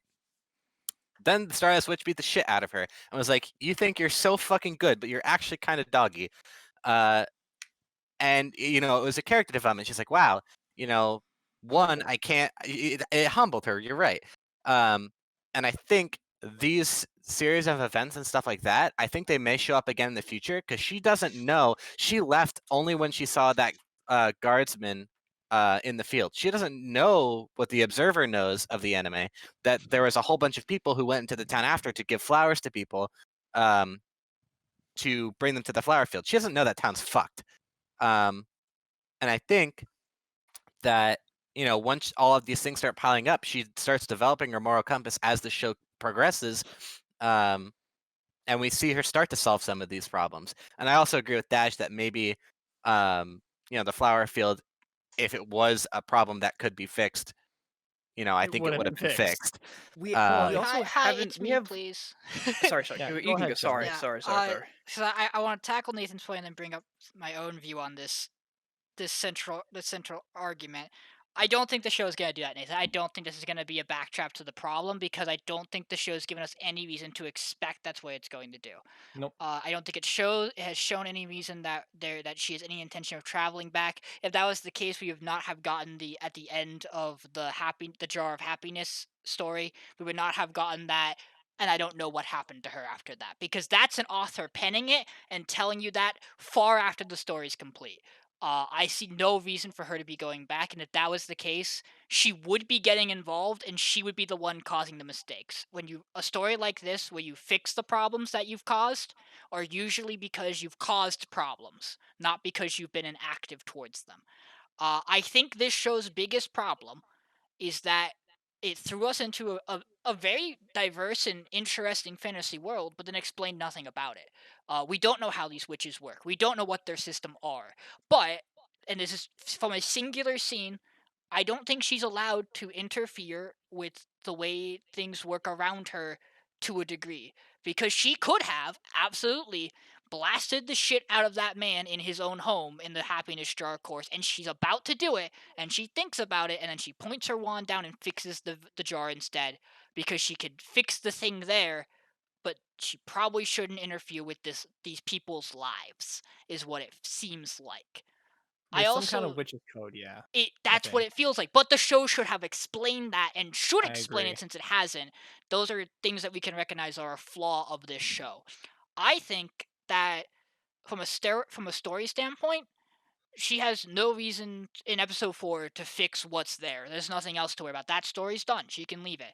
I think the happiness jar, as far as from her point of view, she has no reason to get involved there. It's probably an integrated system of servitude that she can't stop. She very clearly doesn't like it, but stopping it probably causes more conflict in that one house than it would otherwise. And I think for the flower story, at least for the just letting that man be there, I mean, to a degree, I felt like he made that decision on his own to go there. I didn't feel like that was he was intoxicated by the flowers because the guards wear those masks so that doesn't happen to them. And he never takes his mask off when he gets those flowers. He makes that conscious decision to walk there himself because he knows his sister's there because of the shawl. So I think it's that's all that character's choice to do that. She has no reason to interfere with his decision there, whether or not she thinks it's the right one he made or not, or he's gonna suffer because of it. I will The also rest of the say real quick. stuff, just because Go ahead. I'm about to be done, Jackman. I'm Yeah, sorry. yeah. The rest of the After you're good. stuff, you know what? We could argue whether she has the right to intervene in other things or not, and we can see how the story shapes with that. I think the story suffers because it doesn't have an expansive knowledge of how this world works, and that hurts us as the viewer. Mhm. I will add to the fact that we know the field can burn because they literally burn the flowers in the same episode. Which, So fire magic does work. and I was If worried you about could that. just burn the field, they would have done it by now. But I was worried Why about can't that they? because they just burned the flowers. I was like, what if that poison They magic could shit literally seeps into the city, bro? Just burn the flowers, man. So something I want to make a point. The show had a really good quote to explain a lot of the things that we have issues with, and she said, "Just because you're doing something for someone else doesn't make it right." But she hasn't I done think that's the anything for biggest anyone thing. I else, was gonna though. say the argument you can make is that she's Because not making choices. making the effort to, right? which I think is sometimes you have to let the story play out on its own because you're not a part of that story. And Let it's me not put it her this job way. to make her part of the story. I Let me think, put it this way. especially with like the suicidal girl, I think it's not her job to intervene there. So Like, just to that's let not- her kill herself and not what are you save going to her? do? Fucking kill the chief of the village? I don't know. Pay her off? You're a fucking witch. I'm sure Oh, you come have on. You think loads she's of got money. the coin? Oh, I'm sure. Whew. I'm sure she has We'll some just sort of fly away magic. with Okay, her, I'm gonna. Yeah. So like Let's real. in my Go ahead, in Don. my like little profession that I do in school, we learn that the most important thing to do is to make sure that you educate, the people that you're helping out, because there's one thing in helping them, right? You can help someone it's literally that saying, like give a man a fish, he eats for the day, but if you teach him how to fish, he eats for a lifetime, kind of thing. Yeah. Like you can help them, sure. Like you could just fix their problem for them, whatever. But like you could also just tell them that it's wrong, and you might actually like save a life. And it takes 2 seconds. It doesn't even take a Yeah. sentence extra of thought processing. So the Like, chief hey, who got Well, how dumped do with you his approach wife that? to go Okay, buy okay. a slave Story that story he's 3. abusing. Story 3 where the happiness potion. Hey, I've heard a story before that maybe telling someone how great everything else in life is won't make them happy. Great, she's still a fucking slave. Do you just walk up So to the dude and be like, slavery's bad? Great. so I Then don't. he doesn't Don't go rape up to her. her That's and gives her bad. the happiness potion. So the only defense I will throw at that is I don't think she remembers the story till after she's penned this one, till after Also she's long true. She doesn't gone. remember the story till afterwards. And who However, knows she's how long ago we are being retold these things. So in that regard of, oh hey, she knows the story, she remembers it. She may not even remember it when she's there because the I- narration is Elena from we don't know when in time. Yes. So that's the only defense I'll give it there. And I she think we also can yeah, go go ahead. back and forth and yell and scream about these two separate opinions. One more I thing. think we've expressed it enough, but I think Yeah. because I've expressed what I want to say. Let's give everyone else one more line of thing to say, and Okay. then we'll move on to voting and discussion across the board. If you build a man of fire, you keep him warm for the night. If you set the man on fire, you keep him warm for the rest of his life. Okay. That's all you get. Next. I'll go. So I think this show horribly it's good. Don't get me wrong. Episode 4 was good. Episode 3 was horrible because it was a horrible bystander syndrome. I don't want to watch my main character stand there and go, wow, everything kind of sucks. Anyway, I'm going to the next city. Oh shit, everything kind of blows here too. The next city I go. Like, can this world all of a sudden just like go in a full circle so she can go home and watch her parents die and go, man, I wish I could do something. All right, next city I go. Like, if she's gonna be a bystander the whole show, like I'm much more interested in all the other characters, and I'm not interested in her. Just to touch on the point, like you mentioned, like in retrospect, she's looking back on the third girl situation, and I think that's very important to look at with that situation because she realizes she can't do anything in that moment because she can't involve herself in the situation, and then she remembers the story and it explicitly says, "Hey, I didn't go back to see what became of Nino, and I don't think I want to because of the rest of the story, right? And what it had done probably to Emil and all the other characters. And because I never got to talk about the fourth episode, I want to do it real quick just to mention. I think that was the strongest episode of the show so far. Like a lot of us mentioned, we actually Yes. a lot of investment. You put the pieces of the puzzle together of the story that she's telling. I think that was the most sound episode, and I would like to see more of that. Like, okay, here's an introduction to a story. Here's the story. Figure it out as we go. Yes. Here's maybe not the complete ending. I do like when they leave it a bit ambiguous. I don't like when they leave it completely ambiguous with the flower garden.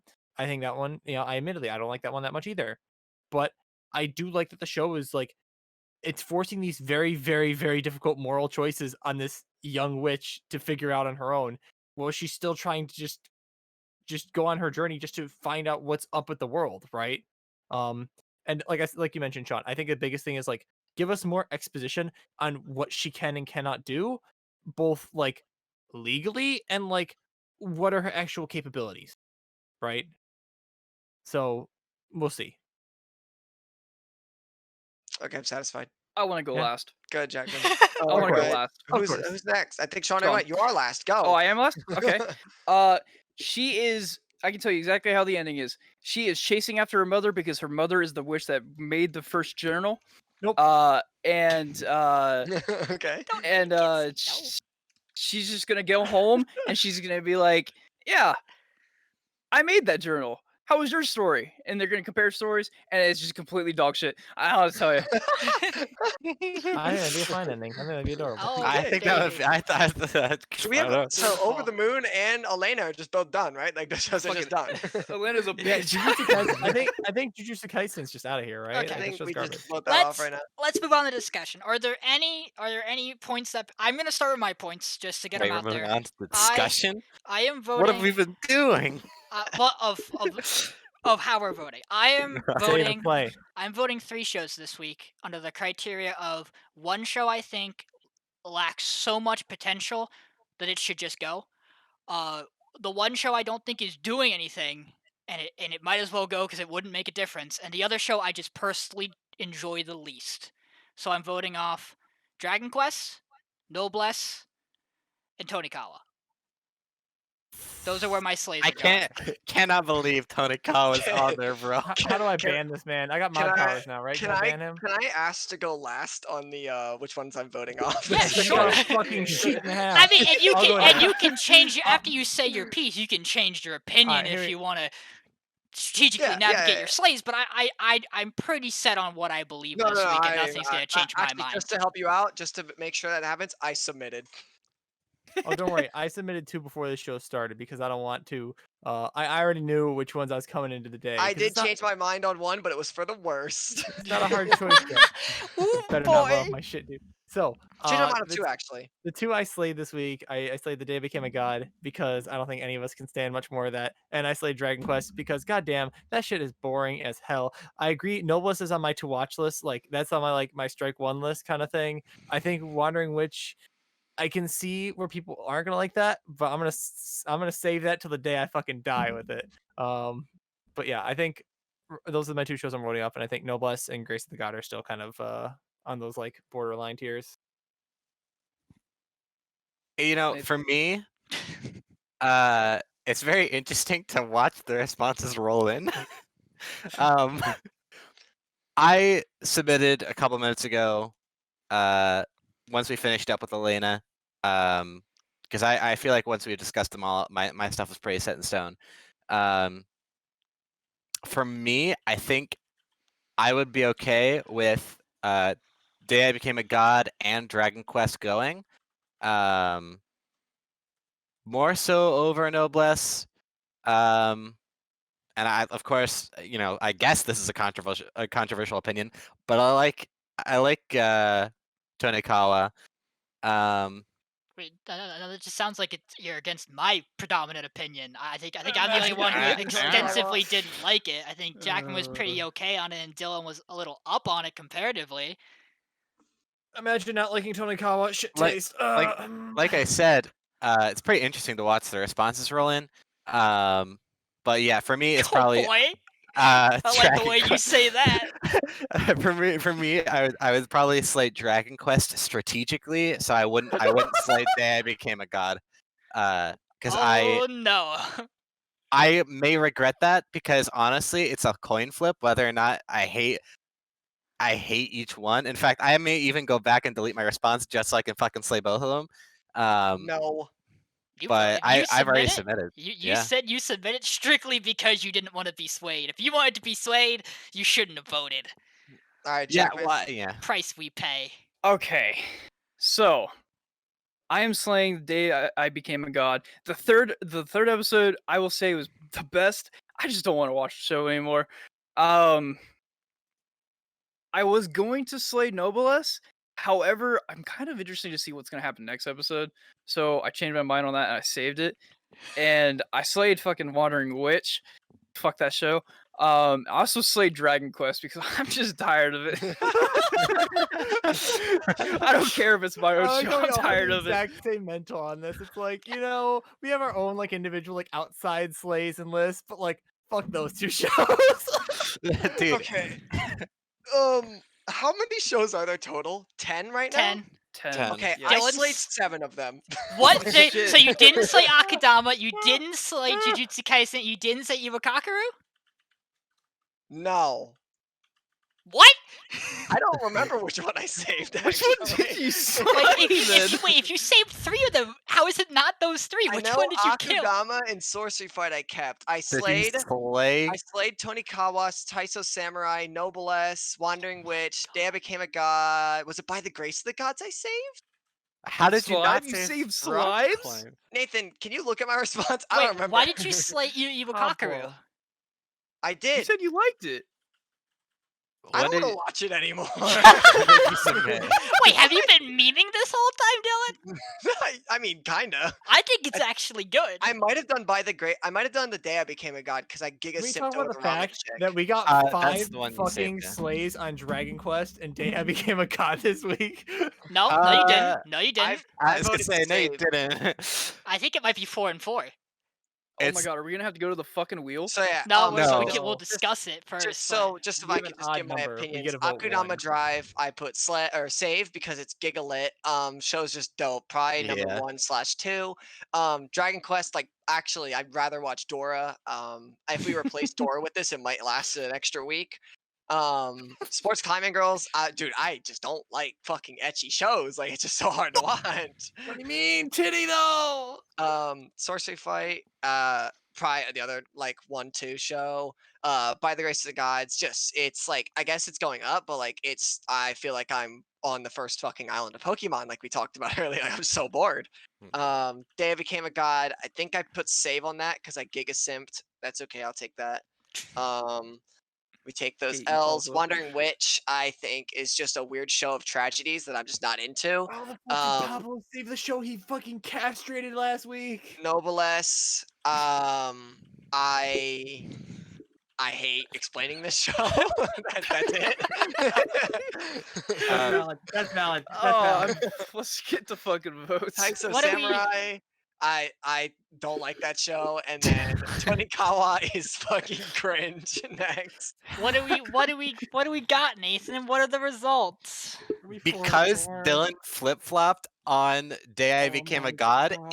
it was 3-2 on Day I Became a God, and Dragon Quest was 4-1. Dragon Quest is the only one to actually get 4-1. So Dragon Quest is actually going this week. Okay, Oh so my let me. God. I guess God. I have to explain. So when I say that I enjoy Tonikawa the least, I mean that. I'm not interested in where it's going. Day I Became a God at least has things that I'm like, what the Oh, fuck are you no. doing with it? Like, and if I have significantly less Hina, I enjoyed the show. I enjoyed this She's episode like, greatly. Not And if the gonna guess hacker main if the hacker character. plotline takes off and this end of the world countdown becomes intriguing, which I think it slowly is. I mean, I've at least been interested to watch the next episode of it. I don't think it's a God-sent show by any means, but I'm more interested in it than I am Dragon Quest, and I enjoy it a little more than I do Tonikawa, even though I think Tonikawa's probably the better show. I just don't enjoy watching Tonikawa. I can What to recognize. me I can is recognize the interesting shows. is we greatness and definitely not. have a clear top 2 between Akudama and Sorcery Fight, and everything else is wild card. Let's I'm be honest. so Everything excited for, else like, would not be week wild 5. card if Dylan did not slaughter half of the list every week. Bruh, It was I'm 70% of so the list. Let's excited. be honest. I'm there. so excited for like week 5 once we get out like the weakest shows for us to just be actually at each other's throats of like, Just- no, Bless is gone. No, just get rid of Wandering Witch. Giga mauled. Just And I'm out here still slaying all of them.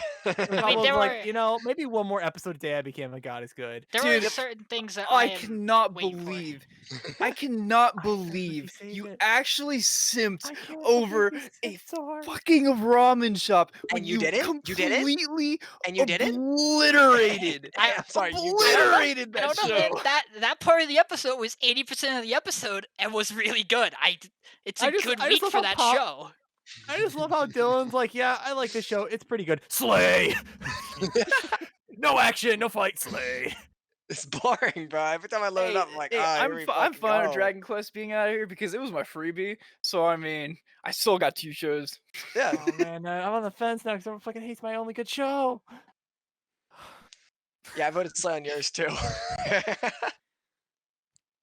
Well, Jackman, how we doing? I mean, I'm gonna keep enjoying watching Akudama Drive, and you can keep enjoying watching Sorcery Fight, and you and I can Hey. have a good season this time. Hey, I got a good season. I'm gonna tell you.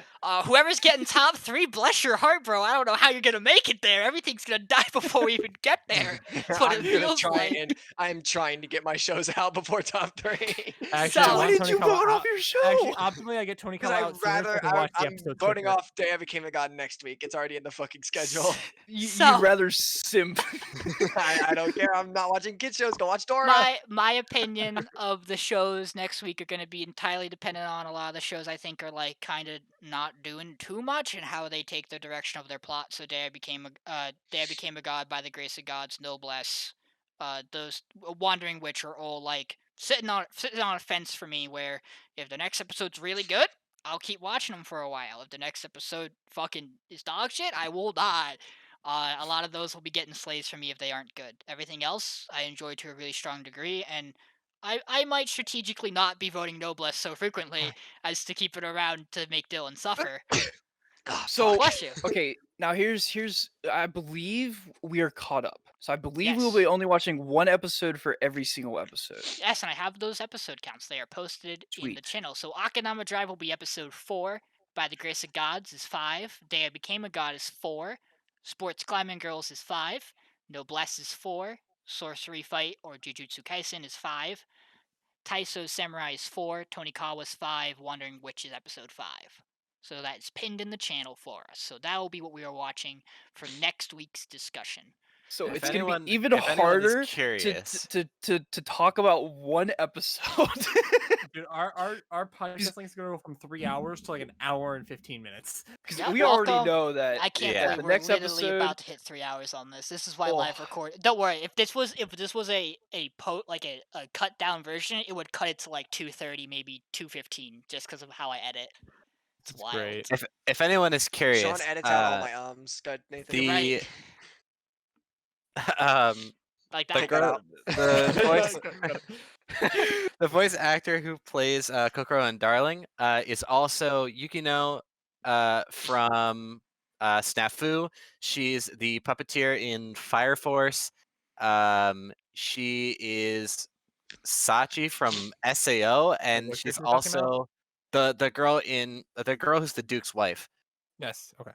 She's Yukino, the puppeteer in Fire Force, Kokoro and Darling in the Bronx, and then Yukino in Snafu. She's in like 6 different things, a lot of which are this season. Yeah, I'm she's glad also I can drop Adventure of Die now. Goodbye. Yo, also shout outs to that character, the mother in By the Grace of Gods, because she's making cameos across all the shows. It feels like there's Yeah. a woman who looks like her in every fucking show we got. That's true. The girl from Wandering Witch who turns into who's a flower in the field looks exactly fucking like her, man. I I don't was know what to actually tell gonna say you. that too. What the fuck?